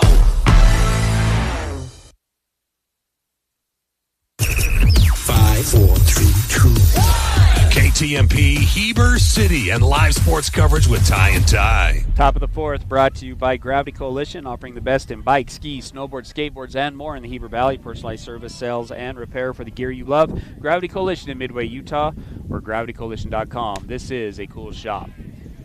Fastball, a little up in the zone, swung on and missed by Bridger Shaw, who grounded out in his first at-bat. Comes into this game with 7 RBIs.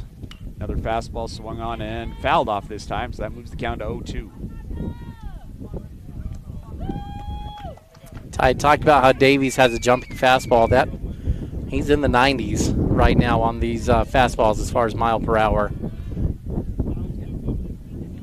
0-2, another fastball misses low and away. They want to check him down at first base. Did not go on the check swing. Moves count to 1-2. Carter Bucad getting loose a little bit out here on the grass in relief today for Wasatch. The 1-2, another fastball, misses outside again, moves count to 2-2. Zach Burdett on deck with Kyron Stocking in the hole. The 2-2 goes with the off speed. That one gets the umpire right in the chest.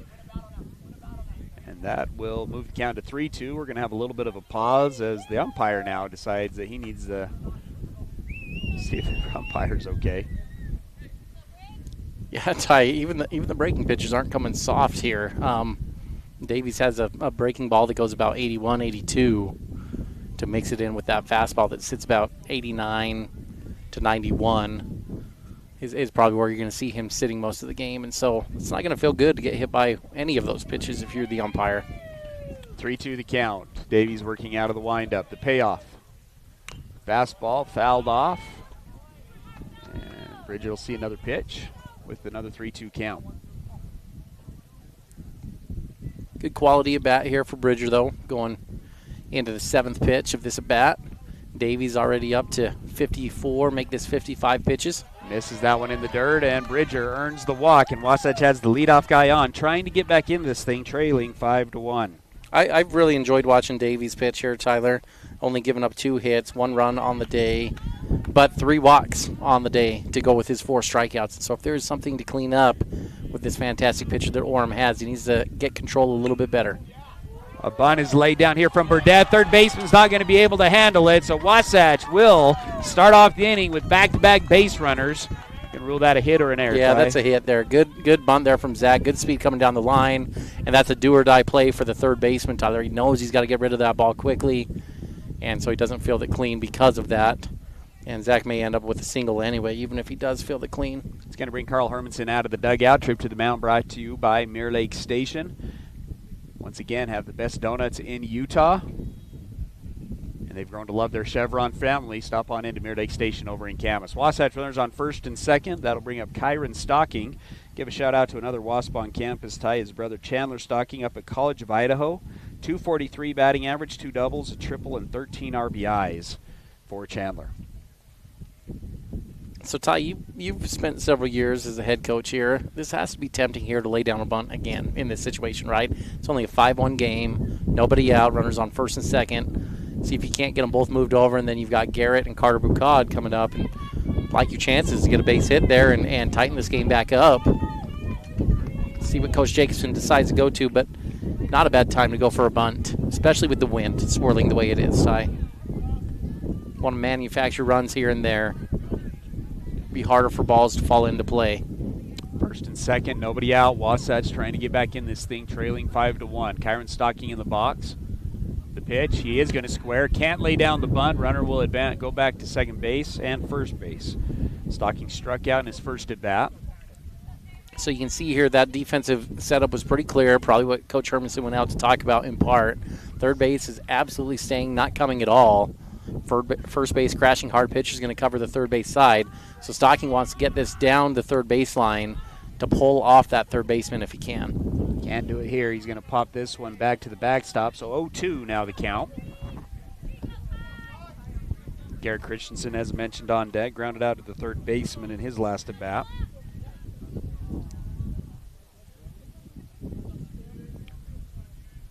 Walk and an infield single. Wasatch has runners on first and second with nobody out. Kyron's going to square with 2 strikes. Can't lay it down again, and he will be out on the foul out by the bunt.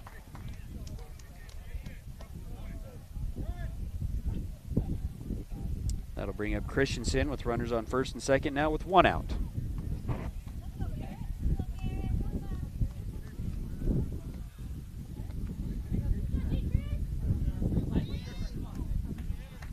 Christensen came into today's game .217, a double, and an RBI.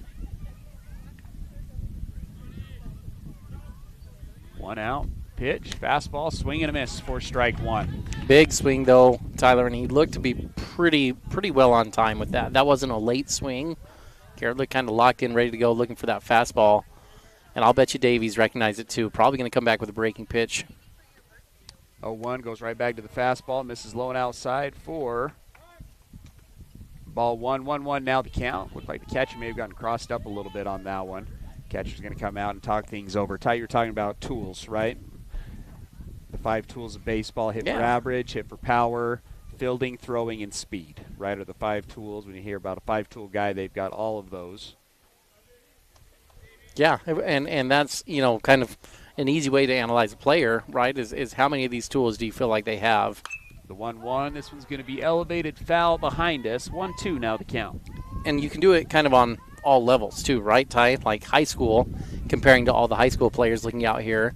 You know, how does Davies compare on the mound, for example? Can he hit? Well, yeah, he's got 3 RBIs on a double down the line. He's got a above average arm. Yeah, he's got a power arm. He's been over 90, right? Like, you can have some fun doing this with the tools out here. And you can see a player like Davies, he's got some good tools. The 1-2 goes with the off speed. Check swing from Christensen. Ty, they're checking to the umpire, and he's a little bit lost. He's not sure what they're asking him over here. He's walking in. We're going to have a conference over this. This umpire's not sure what they're asking of him. Oh, Tyler. And he just called him out, and there's no way he's got an angle for that. Well, not only does he not have an angle, but it wasn't even close to a swing. And he didn't even know what they were asking. He didn't know what they were asking, and he just guessed, and he guessed wrong. 5 strikeouts. Told you. So Wasatch had the first benefit with that double play ball that didn't go against Wasatch. That's one I told you may come back to get you, because you just don't know. And Ty, there's probably going to be 2 or 3 more calls in the field that you'll shake your head at with this guy. He's going to bring up Carter Bucad. He's going to go ground ball to the shortstop, flips it over to second base, and the once promising inning ends with no runs on 1 hit, no errors, and 2 are left on base. It's 5-1 as we move into the bottom of the 4th. Hi, this is Kendall Crittenden, Wasatch County Council member and a member of the Caring Community Coalition. Did you know that kids are at a greater risk of experimenting with alcohol and drugs between the hours of 3 and 6 p.m.? Many parents are still at work this time of day. Check in with your kids. Find out where your kids will be, who they'll be with, and what they will be doing. Brought to you by Wasatch Behavioral Health and the Caring Community Coalition.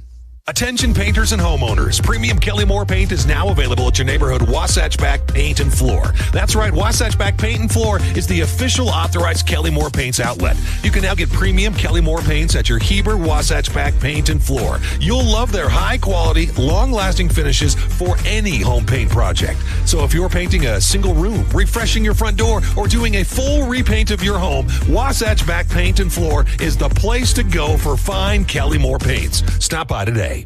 And now, back to the action. Wasatch High School Sports on 94.5 The Peak.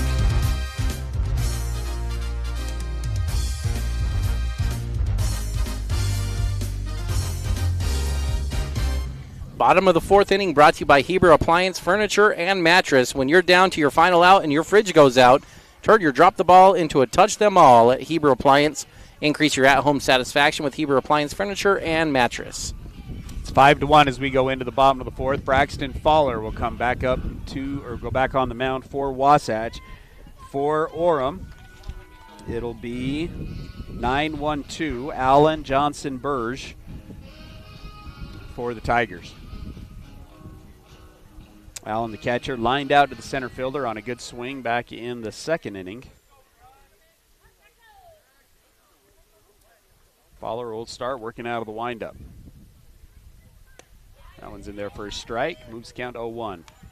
Braxton's been good today, Tyler. Only giving up 3 hits on the day. He's been good for Wasatch. If you go 5 tools, Ty, rate them in order of importance for you. Like, what are the 5, number 1, number 2, number 3? This one's going to be a slow line drive that's going to get through the 5-6 hole for a single to lead it off here in the bottom of the fourth. Yeah, that's the seeing eye single, wasn't it? Tyler Carter had a pretty good jump on that ball. It just got through the one spot it could. Bring tools. Lead off here, Johnson. So what's the most important tool to me, huh, Ty? Well, yeah. it almost depends on what position you're talking about. If you're on the mound, power. I mean, a power arm is just so hard to catch up to a power arm. Yeah, I think that's what I would go with. Because you look at a guy like Jackson Kelson a couple years ago, Tyler, didn't have accuracy early on in his career, but he had power. And by the end of his career, he had figured out how to throw strikes and was one of the top pitchers in the state. But I think overall, if you're just talking a guy in and out of the lineup, not a pitcher, I'm tempted to go with speed, Tyler. I just feel like you can do so much with speed. You're probably an average guy. You want to go for hit for average? So just listening to you, like hit for average would be an important one for me. Arm would probably be number 2. Speed, number 3. This one's going to be a pickoff move that's going to get away and bounce to the dugout. And so the runner will advance from first to second without having to steal. And so runner on second base with nobody out. Unfortunately going to be a fielding error there against Evans, Tyler, at first base. That ball was definitely one that should have been caught and put down on the tag, and I think Evans just got going a little too early on the tag, missed it, and gave away that bag. They all connect together, though, right? I mean, you want a guy that can hit for average, but if you're hitting singles and you're slow, you got to get 2 more hits to get them in, right? Yeah. And so that doesn't do you a whole lot of good. Whereas a guy maybe who doesn't hit as well for average, but he's got speed, get him on base, and you go like Acuna that can steal a bag at any time. Right. Now you only need 2 hits in a row, and you've got a run on the board. And so I think I'd take the speed a little bit over the average myself. 0-1 the count as the off-speed pitch is in there for a strike here to Johnson. Fowler delivers the 0-1. This one is going to be roped at the Wasatch dugout for strike 2. 0-2 now the count. But let's go back a couple years to that 5th-place team from Wasatch that had those great hitters like Chet Wilson, Jackson Bolander, Peyton Swap. The long ball and hitting for power is a game changer, Tyler, and being able to hit the ball out like those guys did, that changed the game. So hitting for power is another really important, useful tool, and you can see a lot of guys get paid very well to hit for power. Someone like Bryce Harper, who doesn't really hit for average because he's been told we're paying you to hit for power. And he's made $400+ million hitting for power. Let's give a shout out to Jackson Bolander and Cole Zimmerman up at Lane Community College, some of our Waspon campus. Do that after this pitch. The 0-2 goes back to the curveball. It's going to be a ground ball to Dahl. Dahl looks back the runner at second, throws it across the diamond in time. Nice play there from Micah Dahl at third base, and Wasatch has one away here in the bottom of the fourth. Cole Zimmerman, 267 batting average, Ty, 3 doubles, 11 RBIs, is second on the team in ABs this year. And then Jackson Bolander back into the rotation. He's thrown 9 2/3 innings, a 1.86 ERA, 8 strikeouts in those 9 2/3 innings, and also has a 1.34 whip on the year. I know selfishly I'm looking forward to getting him closer to home next year, Tyler. Going to come play at the University of Utah next year. And it'll be fun to be able to go and watch him a little bit more consistently. Off-speed pitch in there for a strike here to Burge. The shortstop had a sacrifice bunt and grounded out to the third baseman in his 2 at-bats today. Wasatch trying to keep this one close, trailing 5-1 with 1 away here in the bottom of the 4th. Big lead at second base here from the speed-up runner for Allen. Takes another couple of steps. This one's going to be elevated to shallow center field. Burdette floating, comes underneath it, makes the grab. 2 away. Notice that trend, Tyler. If you come back to the Dorius Dental keys to the game, you get that first pitch strike, just increases your odds significantly of getting the batter out. And he hasn't been perfect, hasn't got all of them out on the first pitch strike, and you usually don't. But you just get yourself in much more favorable pitchers' counts. They can get hitters guessing a little bit, get them just a little bit off their timing, a little bit off their rhythm, and a lot more likely to get outs. And you saw that there, an 0-1 count, a lazy, easy fly ball to center field. Bring up the number 3 hitter, Bostock. Walked and singled through the 5-6 hole. He'll take ball 1. 1-0 the count. Orem's pretty powerful up and down the lineup here, Tyler, so I'm not sure pitching around is the answer here, but I'd be tempted with first base open and Bostock coming up to look at just giving him that bag over at first base. This kid can really swing it, got a lot of speed. Really 3, 4, and 5 for Orem. All very, very good hitters here for Orem. Goes back to the off speed, misses inside, moves count to 2-0. Wind is dying down a little bit here with Bostock coming up. And just a potential deep fly could be in play here if you're not careful on a 2-0 count. 3-hitter up, hunting fastball, and the wind's died down. Short porch field, got to be careful on this pitch. 2-0 the count, 1 look. Big lead by the speed-up runner. Goes back to the 2-0 off speed. That one swung on and fouled off. Moves count to 2-1. Really good pitch there from Braxton, Tyler. On the 2-0 count, looks like Bostock was looking for something that he did not get there and had him off balance, just fouled that one off. Really not a good swing on a 2-0 count from your number 3 hitter. And you credit Braxton for that, just made a great pitch. 2-1 the count, 2 away. Bostock back into the box on the right-hand side. Faller, 1 look, delivers. Swung on. This one's roped to right field. Kyron Stocking going back, and it's not going to be caught. That one's down. A double for Bostock. In fact, he's just going to keep running. He's going to be with a triple. He's got to be tempted to just head home. Man, he can fly around the base pass. A 2-out triple RBI for Bostock to the opposite way, and Orem now takes the 6-1 lead.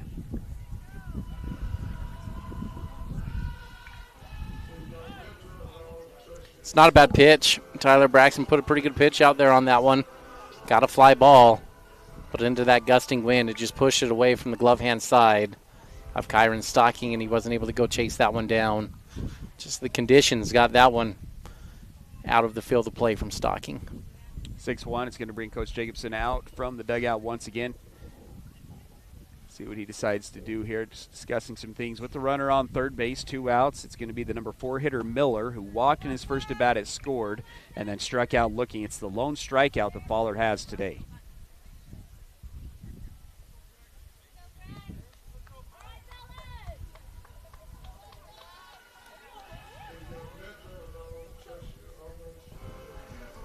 Coming another shutout to some Wasp on campus, Ty.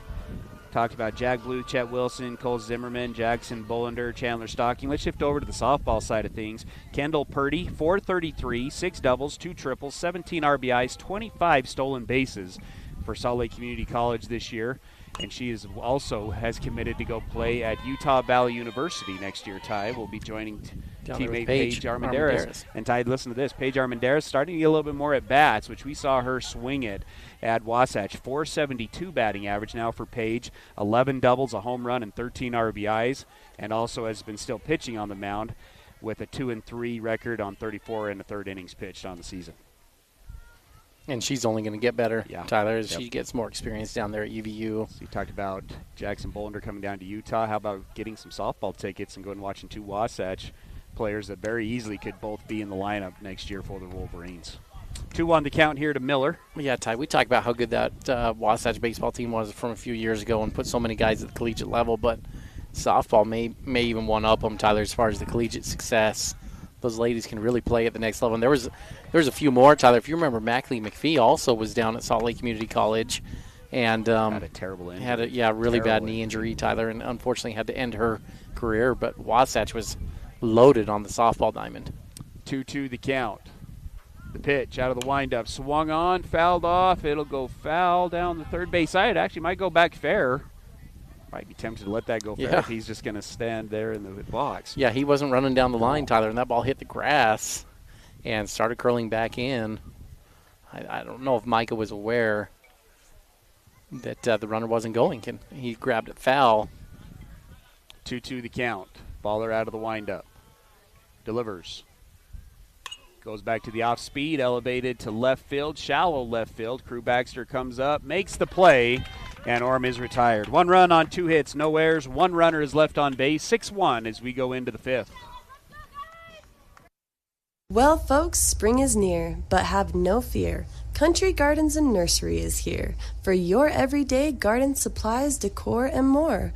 From our personal gardener to our new bulk yard, where we offer large variety of soil, mulches, and decorative rock.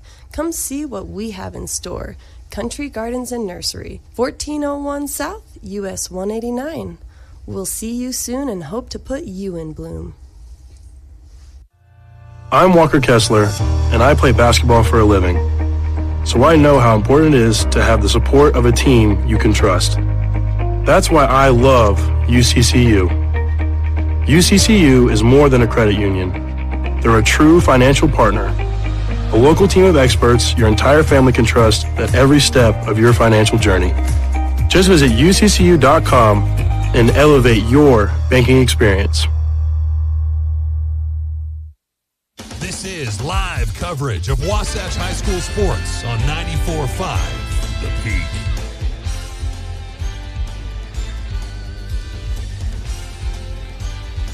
Top of the 5th inning at Orem High School, where Wasatch trails 6-1 to the Orem Tigers. 5th inning action brought to you by Physical at the Fifth Stop. Do you sometimes feel dizzy or unstable? If so, Physical at the Fifth Stop has good news. Falls are preventable. Call Physical at 435-654-5607 for a free fall risk assessment. Let's see how you can improve your balance and regain your freedom. It'll be Sweat, Evans, Baxter to lead it off here in the top of the 5th. Wasatch trailing 6-1. Did take the 1-0 lead in the top of the 1st, but 3 runs in the 1st, 2 in the 3rd, and 1 in the 4th. Orem has answered and now leads 6-1. Currently ranked number 1 in the RPI standings. Springville number 2, Maple number 5, Salem number 6, Spanish number 9. So 5 Region 7 teams in the top 10. Blake Sweat walked and then had an infield single and also scored the lone run for Wasatch in the game today. That one is going to be a fastball above the head of Blake Sweat. That'll make you uncomfortable as a hitter, little bit, Tyler. When you're missing that badly, throwing 90+, you don't like to get settled in the box. Wind picks up a little bit here. 1-0's the count. This one's going to be elevated to shallow left field. Shortstop settles underneath it, makes the grab. 1 away. Brings up at Riker Evans, reached on an error in his first at bat and then struck out swinging in his second at bat. Came into today's game hitting .310 with 2 doubles, a home run, and 7 RBIs. Fastball high for ball 1. Talked about all the Wasp on campus, Ty, and we cannot leave out Presley Christensen. 85 innings pitched on the year. She's 11-3, a 2.55 ERA, 91 strikeouts, averaging over a strikeout an inning, and has thrown 6 complete games down for Colorado Mesa. 1-1 the count. Here to Riker Evans. That one is behind Evans. That moves the count to 2-1. He's getting a little wild here, Tyler, but he hasn't lost the velocity. Looking at the radar gun, 90, and then that breaking pitch, 82. coming behind Riker.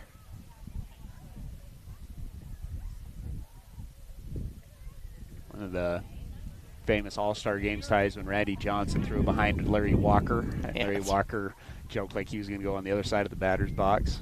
That's got to be the most terrifying guy to face. Do you have a guy that's... Is that Larry Walker? I thought that was John Kruk. I think it was Larry Walker.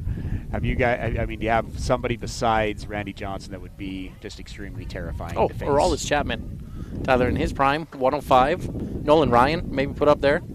Nolan Ryan I'd put up Nolan there. Ryan, he just had that crazy to go with him as a pitcher, too. I think the big unit and that snarl that he had, 6'10" up there. Do you know what he does now for a living? He's a professional photographer. For the NFL. Yeah. For the NFL. He's on the NFL sidelines. It's how can you be afraid of that guy? He's always smiling and happy and taking pictures of nature. And those are the guys you got to be scared of, Ty. Those are the guys that'll flip a switch and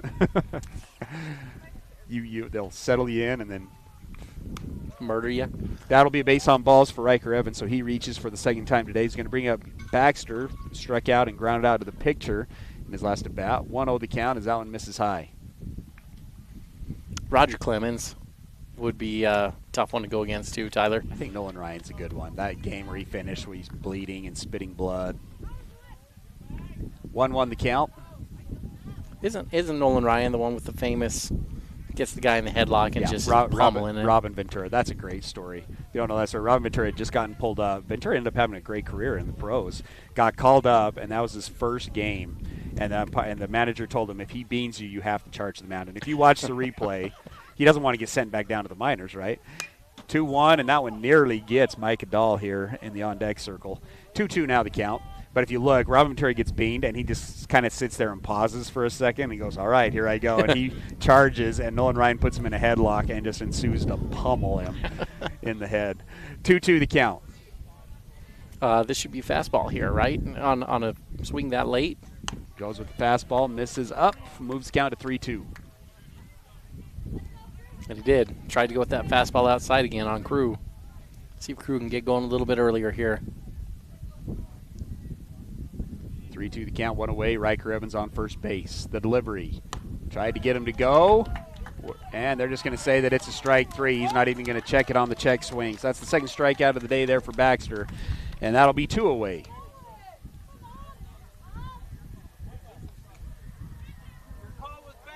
He's going to bring up Mike Dahl. Pinch hitting here for Grant Mahoney. Mahoney was 1 for 2 with an RBI single up the middle.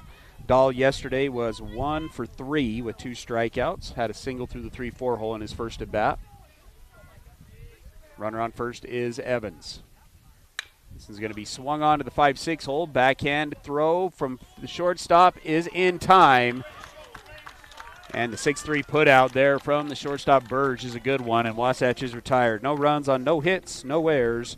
And 1 runner is left on base. It's 6-1 as we move into our Guild Mortgage 5th inning stretch. Let's see, Tom Stone at Guild Mortgage has loan options to fit every situation, from down payment assistance programs for first-time home buyers to government-sponsored programs for military families and rural residents, or jumbo loans in high-cost markets. Guild Mortgage and Tom Stone has it all. Ty, throw it over to you for our Gordon Law Group game summary so far. Well, Ty, the bats got going early for Wasatch. Grant Mahoney was able to get an RBI single in the first that scored Blake Sweat, who had reached by way of walk.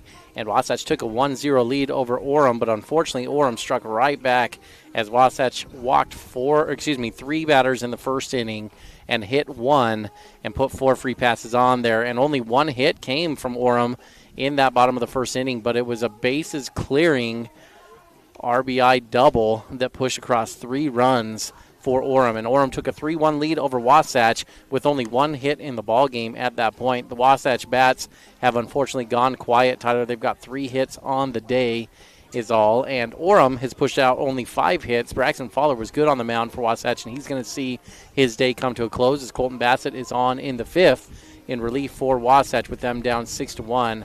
But Fowler, besides that first inning, he was able to settle in, Ty. After the first inning, though, Wasatch has gone scoreless. No runs across the board in the 2nd, 3rd, and 4th. Orem, on the other hand, has been able to score in 3 out of the 4 innings. They were scoreless in the 2nd, but pushed 2 across in the 3rd and 1 across in the 4th to extend this lead up to 6-1. And now Wasatch will turn to senior Colton Bassett to try to hold the Tigers there and see if they can mount the comeback.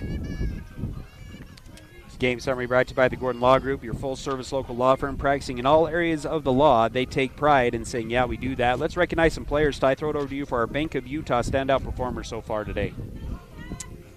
Well, Ty, you got to give it to Grant Mahoney, who's the only player with an RBI on the day today. Wasatch only with 3 hits. Blake Sweat has a hit for Wasatch, and as well as reach base on by way of walk.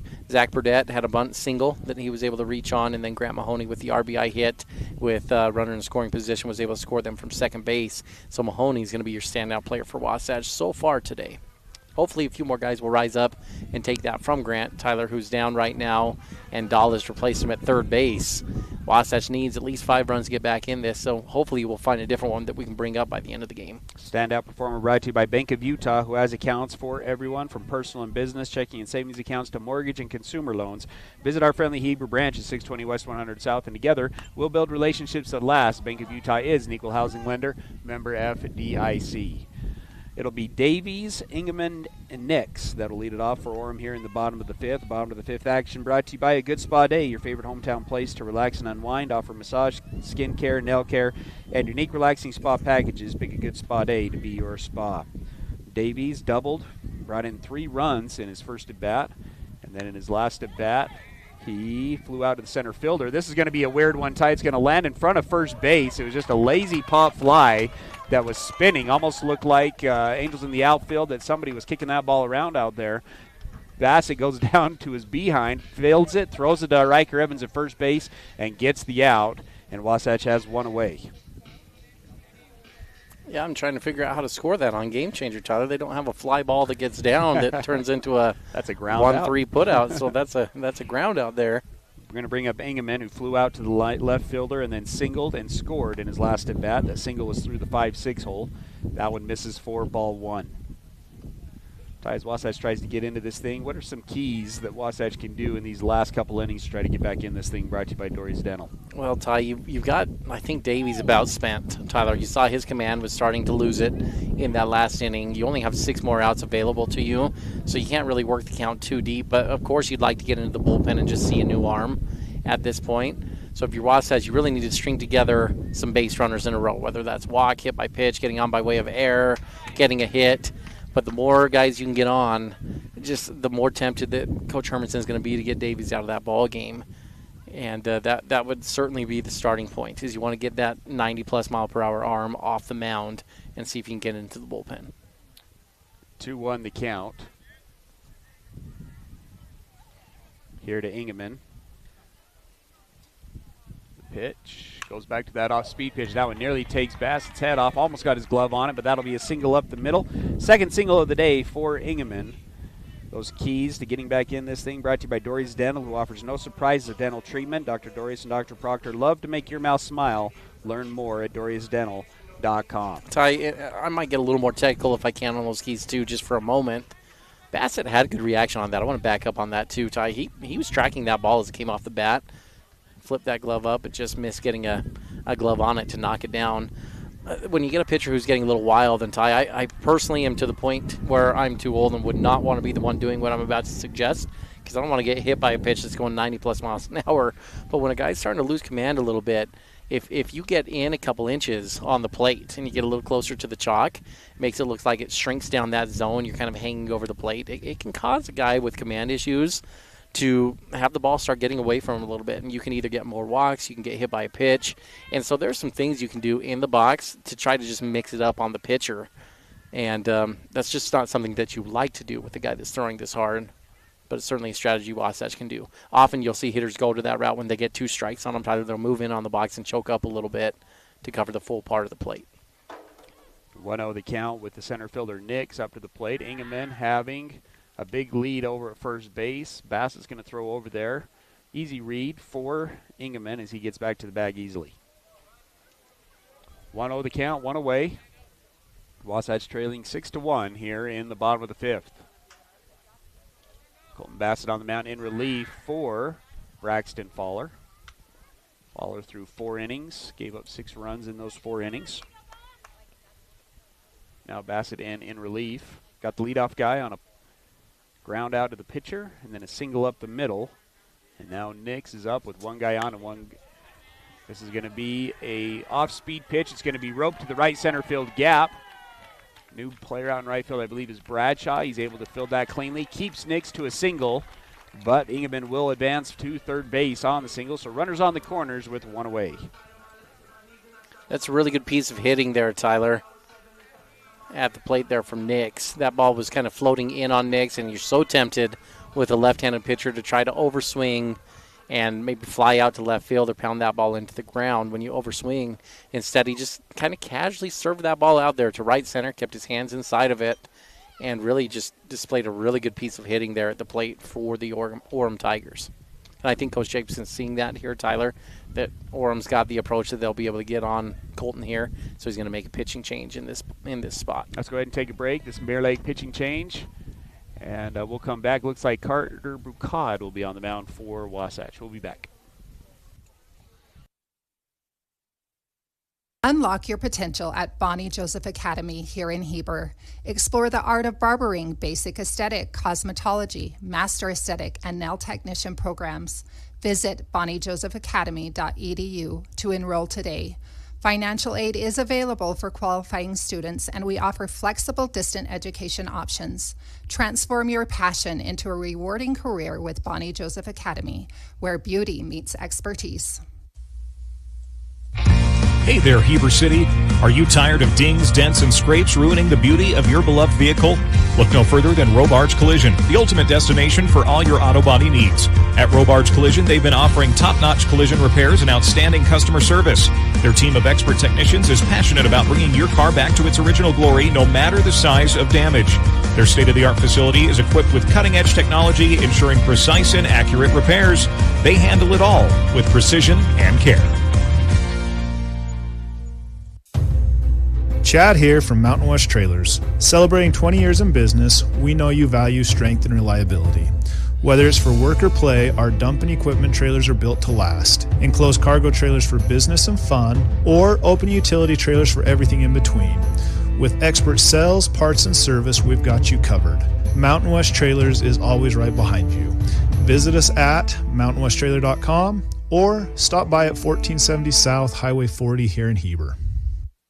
And now, back to the action. Wasatch High School Sports on 94.5 The Peak.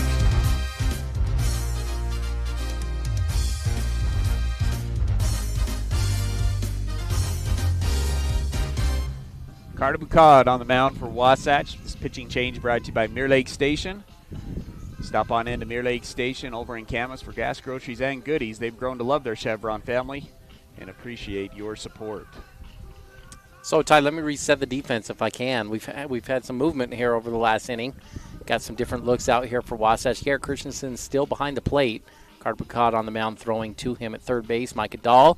Shortstop will be Bridger Shaw, I believe, Tyler. Braxton Fowler coming into the game. He'll either be playing second or short. I haven't seen for sure who's going out to that position, but those will be your two middle infielders. Normally, Coach Jacobson has gone Shaw to short and Fowler to second. Riker Evans still at first base. Bradshaw was in right field. Tyler in center still Zach Burdett, and Crew Baxter still in left. So runners on the corners, one out here in the bottom of the fifth. No runs have scored here in the bottom of the fifth, and it's a 6-1 lead for the Tigers.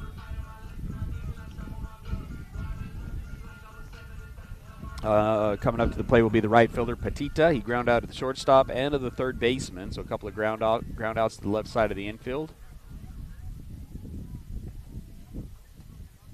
Got a pinch runner over here for the center fielder, Nix, it looks like.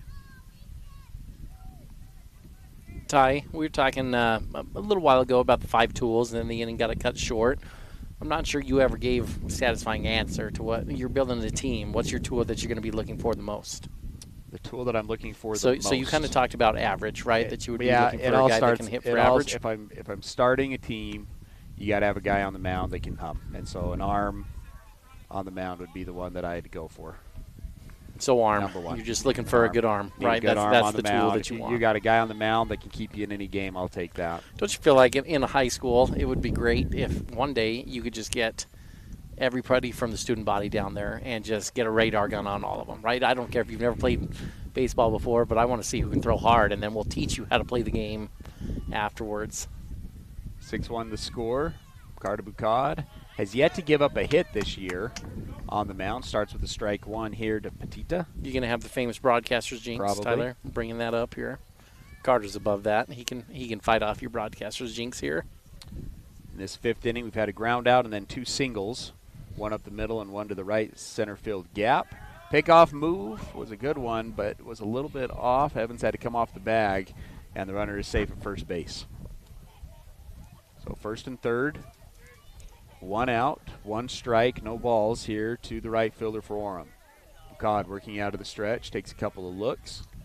One more step over. First to third move, doesn't get anybody fooled, and we'll reset. Carter's got great baseball awareness, though, Tyler. He knows Orem likes to run. He knows you got to speed up, or pinch runner, over there on first base. And this is a good runner's count here at 0-1. 0-1 the count. The runner's going to square. Runner goes to second base. The throw not in time. And the runner half slides, half does a bum seater on second base, but he's safe nonetheless. Second and third now with one out. 1-1 the count as that pitch was inside.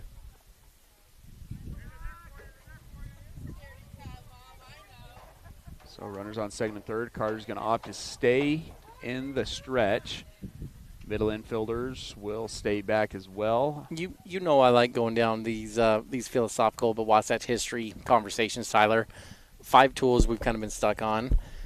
We did our all-time Wasatch baseball teams last year, but if you change that question up a little bit, who's the best 5-tool player that you can think of that came through Wasatch?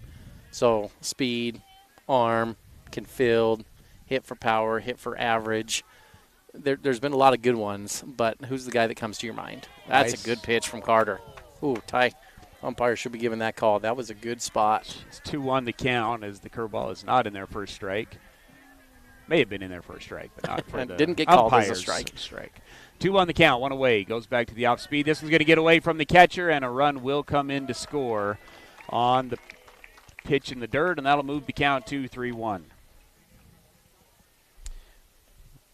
Ready for another Wasatch history, Ty? Because 2 names come to mind, and I think you'd agree with both of these. Clint Kelson, of course, and Parker Sweat. So those 2, as far as 5-tool guys that could hit for power, hit for average, were fast, arm, could field.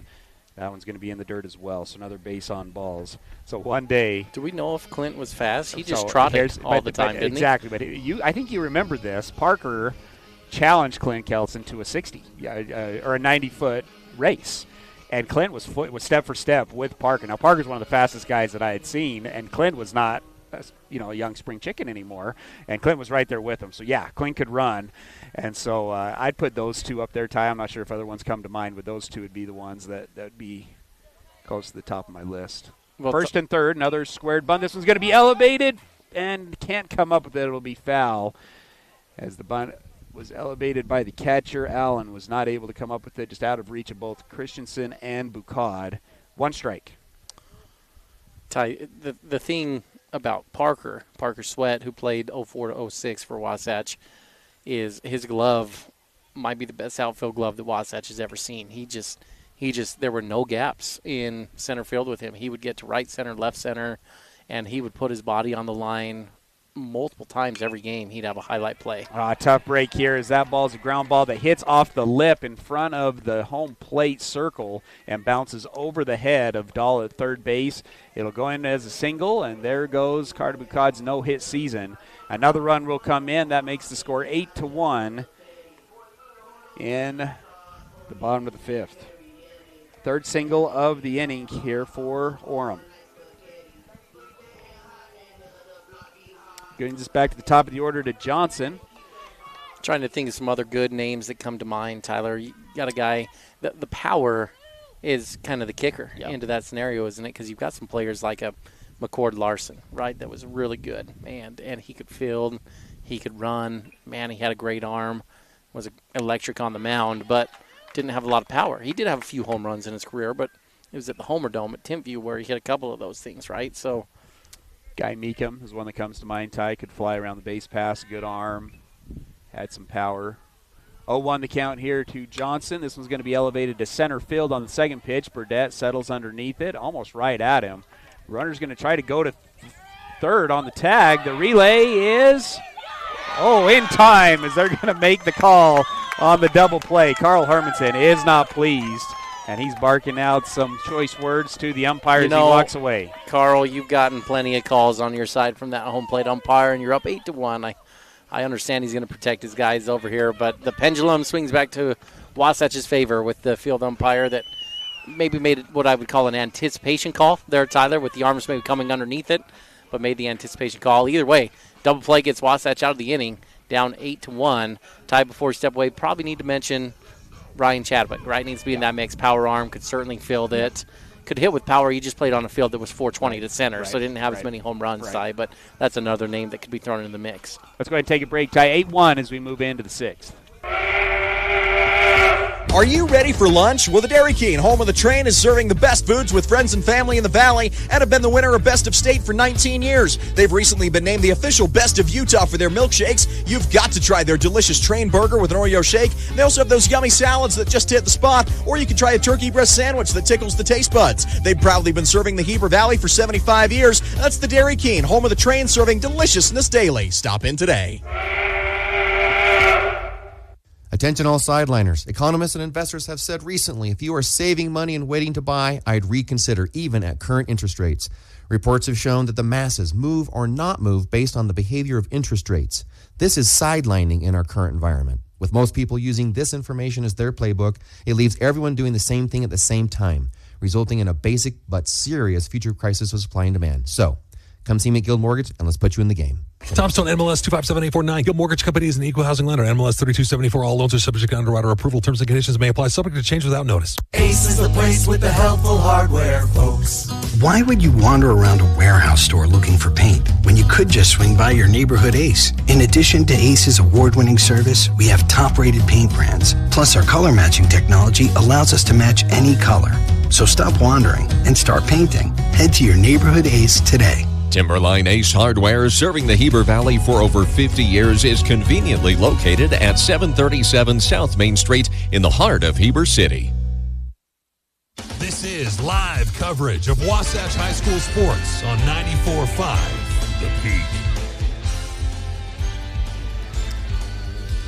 Top of the 6th, brought to you by Wasatch Physical Therapy and Sports Medicine, your rehabilitation specialist dedicated to your total recovery from all injuries. Let Dan Ivey and his Wasatch Physical Therapy and Sports Medicine team get you back to 100%. Top of the 6th, Wasatch trailing 8-1. As Wasatch was able to get the double play on the fly out and then got the runner trying to tag to go from second to third. Davies still on the mound here for the Orem Tigers. It'll be Shaw, Burdette, and I believe Bradshaw will be up after that. Strike one, ball one here to Shaw. Shaw 0 for 1 with a walk. Grounded out in his first at bat, walked in his second at bat. Shaw playing second base today. Pitch is swung on. It's going to be a lazy ground ball to the third baseman. Fields it, throws it across the diamond in time. 1 out. Brings up Zach Burdette, who has reached base twice today. Walked in his first at bat and then reached on a drag bunt single in his second at bat. Steps in on the right hand side, and then yes, Jacob Bradshaw will be the on deck hitter hitting for Kyron Stocking. Strike one here to Burdette on the outside corner.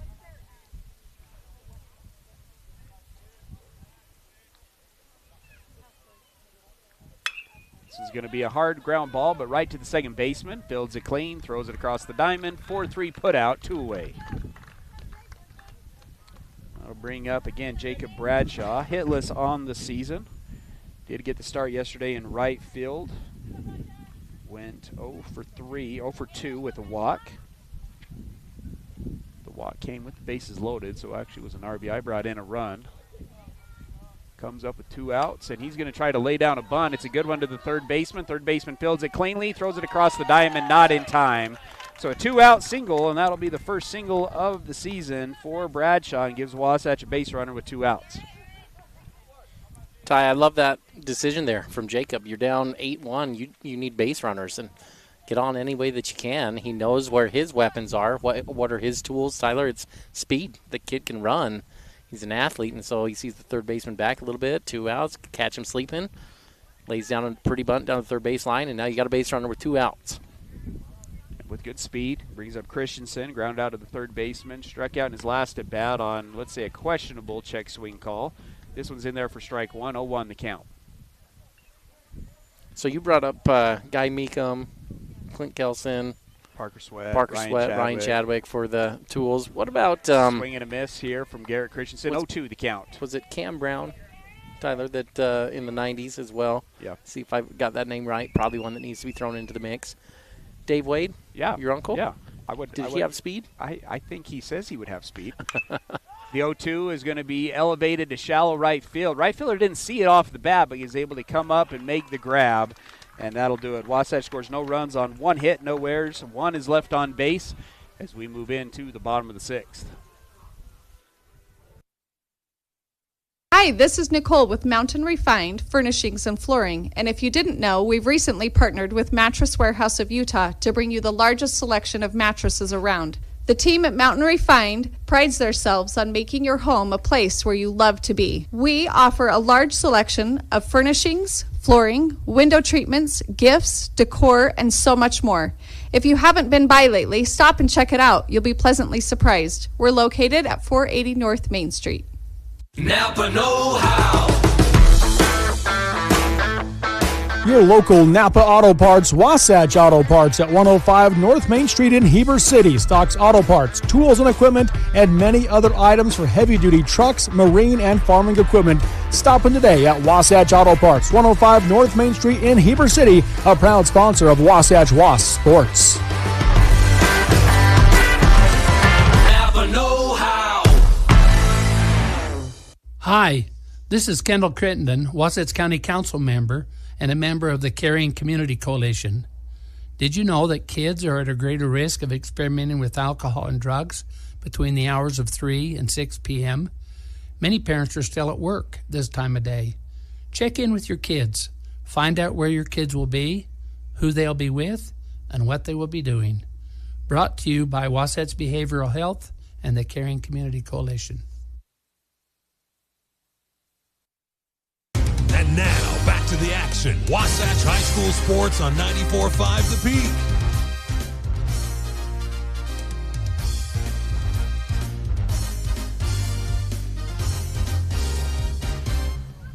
Bottom of the sixth inning at Orem High School, brought to you by Gravity Coalition, who offers the best in bikes, skis, snowboards, skateboards, and more in the Heber Valley. They've got personalized service, sales, and repair for the gear you love.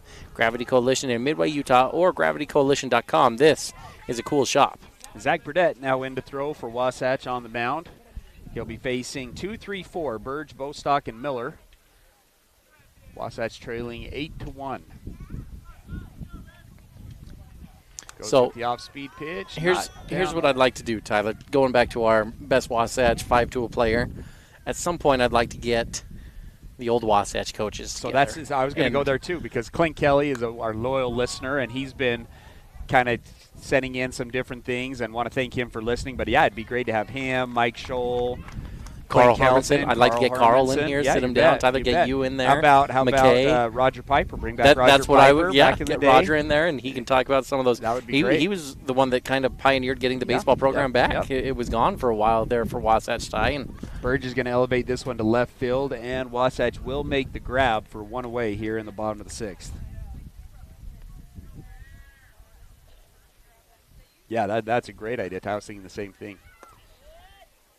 Curveball blow for ball one here to Bostock, who is 2 for 2 with a walk, a single, and a triple to the right field wall in his last at bat. And I'll bet you they could name all of them. Tyler, those coaches remember their guys. And it'd be fun to see them fight for their guys, Yeah. right? 2-0 the count. Ooh, that one doesn't get close. Christensen, hats off to him for trying to block that one. I think I'd have moved out of the way of that one. 3-0 now the count. Got him right in the arm. Yeah, Ty, that would have been, business decision. Nobody's on base. It's ball three. I'm probably with you. Although he's doing it the right way, right? He's still playing every pitch the way he's supposed to. But that's one that's going to leave a welt that was just unnecessary. Tyler, ball that didn't need to be blocked. 3-0 the count, one away. Burdett wind up, delivers the 3-0. That'll be above the belt. Nope, that'll be Ooh. right at the belt for strike one. 3-1 the count. Well, I changed the question again for you, Ty. Fastest player at Wasatch that you can remember watching? Got a speed demon that pops out in your mind? 3-1. This one's elevated to deep left center field. The wind has died down. Going back. And off his glove. Jake, it looked like Bradshaw had it in his glove at the wall, which he did. He hit the fence, and that ball popped loose. And that'll be a double with one away here for Bostock. That's a really hard play for a high school outfielder to make there, Tyler, as he's right up against the fence. He's got to find the wall. It's to his glove hand side. And he's trying to figure out where the warning track is and hit the wall, and unfortunately the ball pops out. It's one he should have made, don't get me wrong. That's a ball that's in his glove that he should have made. But unfortunately, Tyler, it is a tougher play, especially when the wind's been swirling. That one almost got circus music, though, Ty, because it popped out of his glove and then went up towards the top of the fence and looked for a moment like Bradshaw was going to help it be a home run as that ball hit his hand and then jumped up, out, hit off the top of the yellow, and then came back down to the earth. A little bit of a discussion from the umpires, wondering if that's what they're discussing maybe. Depending on the field, the yellow sometimes is a home run, sometimes it isn't a home run. And so the discussion happening here right now with the runner on second base and one away. Clouds are starting to roll in here at Orem High School. Might see a little bit of rain this weekend. Wind has died down, and that one nearly got out of the ballpark. Pretty good job there from Bradshaw, as you mentioned, Ty, nearly came up with it. Fastest player at Wasatch that I remember. It's a little bit trickier, right? You got to go back there to remember some of the speed demons you had, but just someone you put on base that you knew they're swiping that bag if they got on base. Will Pollock, the 04-06 seasons, would definitely be up there. I remember a random stat about Will Pollock. I believe he was clocked at over 21 miles per hour with his speed. So, yeah, that's pretty good as a choice there, I would say. We're back at it with the number 4 hitter, Miller. He's going to single down the third base side, or it's going to be a base hit down the third base side. He's going to get a double out of this thing. One run will come in. That makes the score 9-1. And back-to-back doubles here from Orem gives them the 8-run lead. Which brings up the winning run now. It's going to be Davies, the pitcher. He had a 3 RBI double, flew out to center field, and grounded out to the pitcher in his last 2 at-bats. But with the 10-run rule, he could end this thing with a 2-run home run as the wind begins to pick up just a little bit here in our faces. 1 out here in the bottom of the 6th. Burdette comes set, takes a look at second base, delivers, and he took it. Ty took a big swing at that one. That one's above the belt. He just turned around and said, "That's so bad." That wasn't a good pitch to swing at. It was a little bit above the belt. And then it's 1 strike. Yeah, you get to this point in the game, Ty, 9-1. He knows it's his last at-bat and wants to go up there getting a good hack at it. And you know going through his mind is he'd like to end the game right here too, Ty. So big first pitch swing. That one's in the dirt. It'll get away from Christensen. Runner will advance to third base on the pass ball or wild pitch. We'll call that a wild pitch. And so 1-1 the count with 1 away. Winning run at the plate here for Orem. What about you? You have any more come to mind? Speed demons? Oh, Ty, I'm struggling to remember. To be honest, Peyton Swap could run really well. Ty Crew Erickson could run really well. Yeah, and those guys probably are in recent memory, probably some of your better speed guys, but it wasn't as automatic with them on bases that they could swipe it back. No. Peyton it nearly was. Peyton was really good at taking those bags, Ty, but with a guy like Will Pollock, you just knew he was getting second and would eventually get third. 1-2. That one's going to be hammered through the 5-6 hole, and another run will come in. So 10-1 now the score on double, single. And now that winning run is on first base. I'm trying to remember back to those early 2000 teams, like in Austin Hills. Yeah, he had a lot of speed. So I was going to mention Austin Hills. Guy Meekum really could run, Ty. He was one that could run really well as well from the 07 graduating class. I think he had some speed on the 2010, 2011, 2012 Davis, team. Was a baseball guy, and he could run. Runner's going to go to second base on a great jump throw. Nearly is in time as the runner just stands up there And nonetheless, it is not in time. So 1 ball, no strikes, and the winning run is now at second base with Ingeman on deck or in the box. He's 2 for 3, flew out to left field, and then single. And now base knock should win the ball game here for Orem. Yeah, and you might say, why does Orem still there when they're up 10-1? It's for what you just said, Tyler. They're trying to end this game right now. Don't want to go back and have to use another pitcher. They're one pitcher all the way through this with Davies, and they'd like to end this game right now, preserve some pitching, and get ready for next week when they'll face Wasatch again on Monday. 1-1 the count. Curveball elevated to right field. Fowler starts back, now comes forward. That wind blowing it. Fowler makes the grab. Tag up at second base. Throw to third. Might as well lay the tag on him from last inning. He's in there that time. Yeah, so. You never know. You never know with this field umpire. You may get it. 2 outs, runner on third base, and it'll bring up the center fielder, Nix. Try to end this thing with a single or perhaps a pass ball.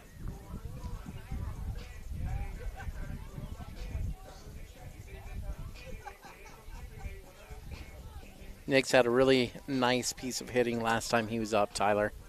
Found his way on. They pinch ran for him. So this is a re-entry for Nix here.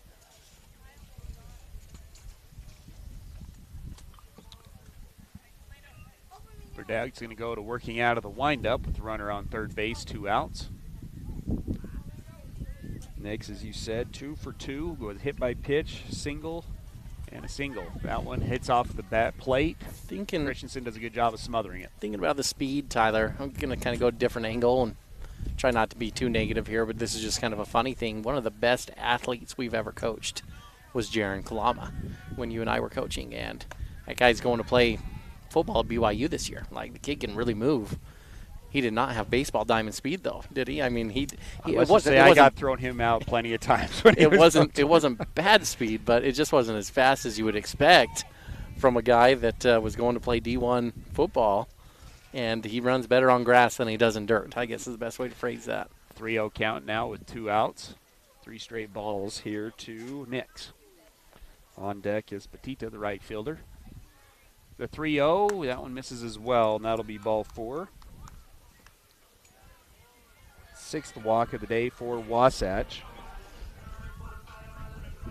12 hits for Orem today.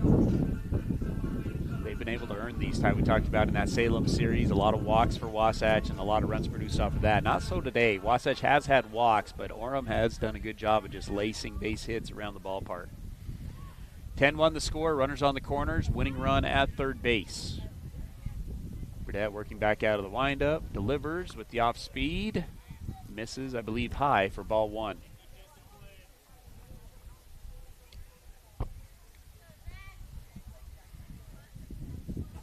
Burdett takes a look, comes set, delivers the 1-0.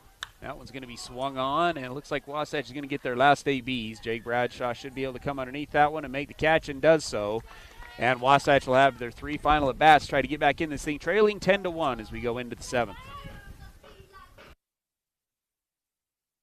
Attention painters and homeowners. Premium Kelly Moore paint is now available at your neighborhood Wasatch Back Paint and Floor. That's right, Wasatch Back Paint and Floor is the official authorized Kelly Moore Paints outlet. You can now get premium Kelly Moore paints at your Heber Wasatch Back Paint and Floor. You'll love their high quality, long-lasting finishes for any home paint project. So if you're painting a single room, refreshing your front door, or doing a full repaint of your home, Wasatch Back Paint and Floor is the place to go for fine Kelly Moore paints. Stop by today.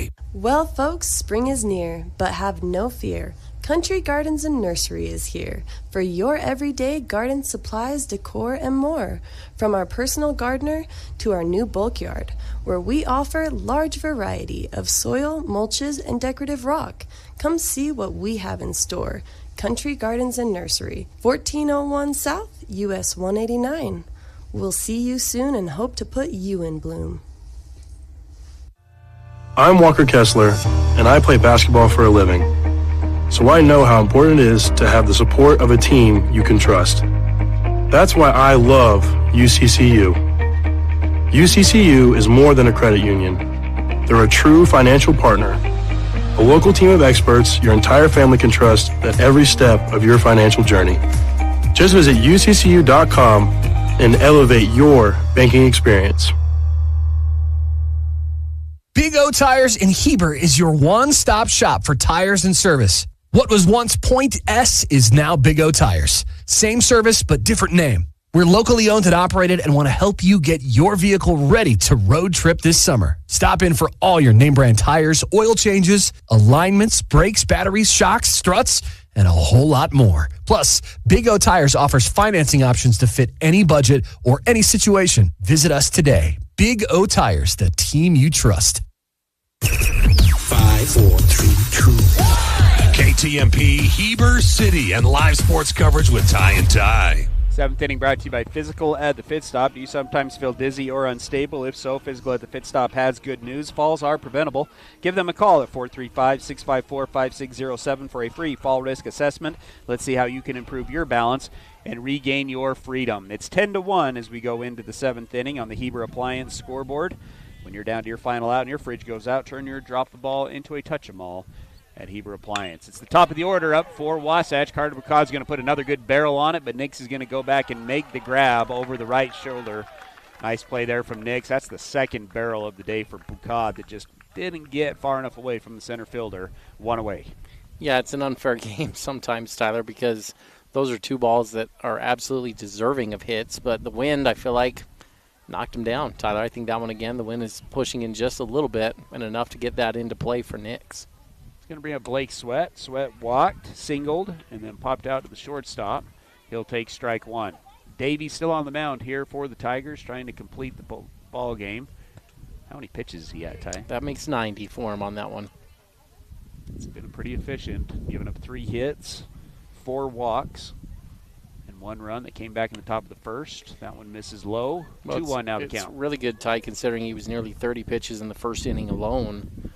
When you look at the advanced breakdown, and so he's been over the last 5+ innings here working at about 10 to 12 pitches per inning is all.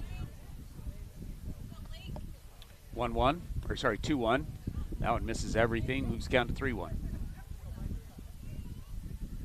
Am I right, 3-1? Yeah, Ty, 3-1. Scoreboard says 2-1, missed that one. 3-1 the count with Riker Evans on deck. Pitch. That one's in there. Blake Sweat gets a hold of that one to left field, but that one's going to keep it in, and another out to the left fielder on the fly out. A couple of good barrels here from Bacad and Sweat, but 2 away. Brings up Evans, who reached on an error, struck out, and walked in his 3 at-bats today.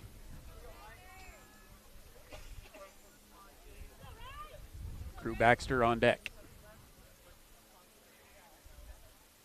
And that one's going to get him. Right on the inside arm, so a hit by pitch. And Evans has reached base 3 times today off of Davies, and that'll bring up Crew Baxter. 0 for 3, struck out twice, and a ground out to the pitcher.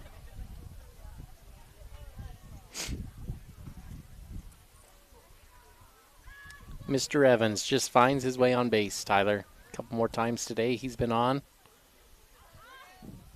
No hits, but he's been on twice. On-base percentage has always been fantastic over the course of the season. Batting average just dipped below 300 here today on this game, but still up close to 500 with the on-base percentage. Foul ball here on this first pitch, so moves the count to 0-1. Wasatch down to their final out, trailing 10-1 to the Tigers. That one misses low and inside for ball 1. 1-1 now the count.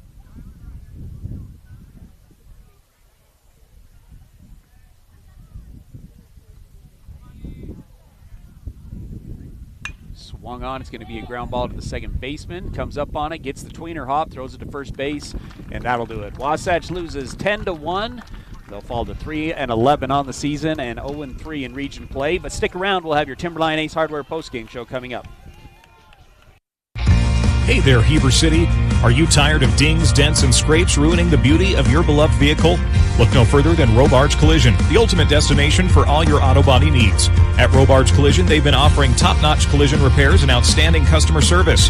Their team of expert technicians is passionate about bringing your car back to its original glory, no matter the size of damage. Their state-of-the-art facility is equipped with cutting-edge technology, ensuring precise and accurate repairs. They handle it all with precision and care.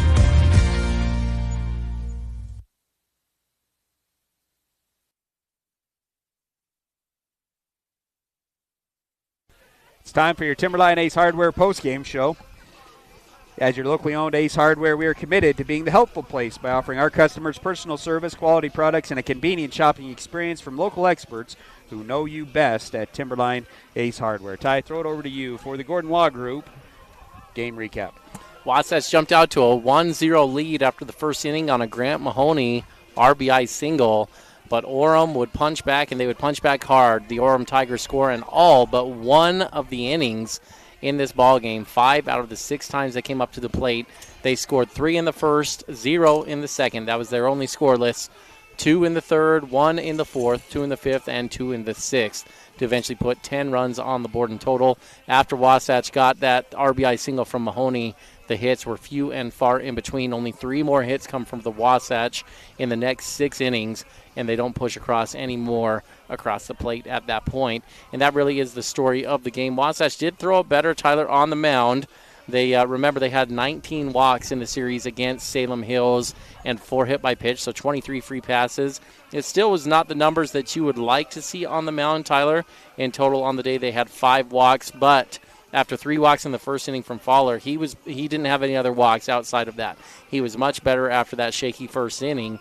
And then Bucad had 1 walk, and Burdett had 1 walk himself in the ballgame. And that was it. And so the team did much better as far as throwing strikes on the mound. But ultimately, this Orem team is good. A much better team, I feel like, than Salem, what we just watched out here today. Orem's got power. They've got a good approach at the plate. They've got great speed, and they've got guys that can throw it. It's an impressive team. They're number 1 in the RPI for a reason. And Wasatch is going to have their hands full on Monday trying to bounce back against the Tigers here.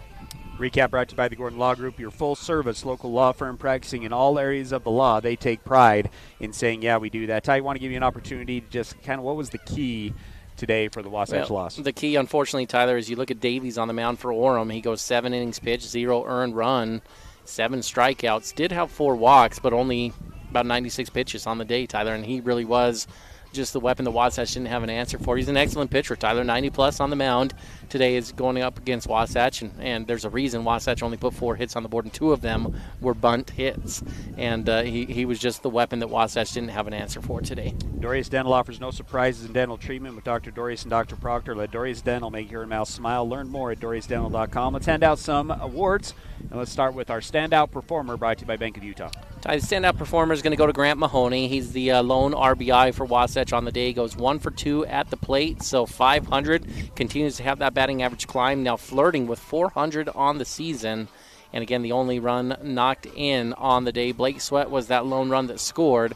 But I do want to give a shout-out, if I may as well, Tyler, to Jacob Bradshaw as our Gravity Coalition spark of the day coming in. Bradshaw, a sub coming in, did have a base hit, a bunt single there late in the ball game to get his first hit on the year. And I want to give a shout-out for Bradshaw for our Gravity Coalition spark. Bank of Utah has accounts for everyone, from personal and business checking and savings accounts to mortgage and consumer loans. Visit our friendly Heber branches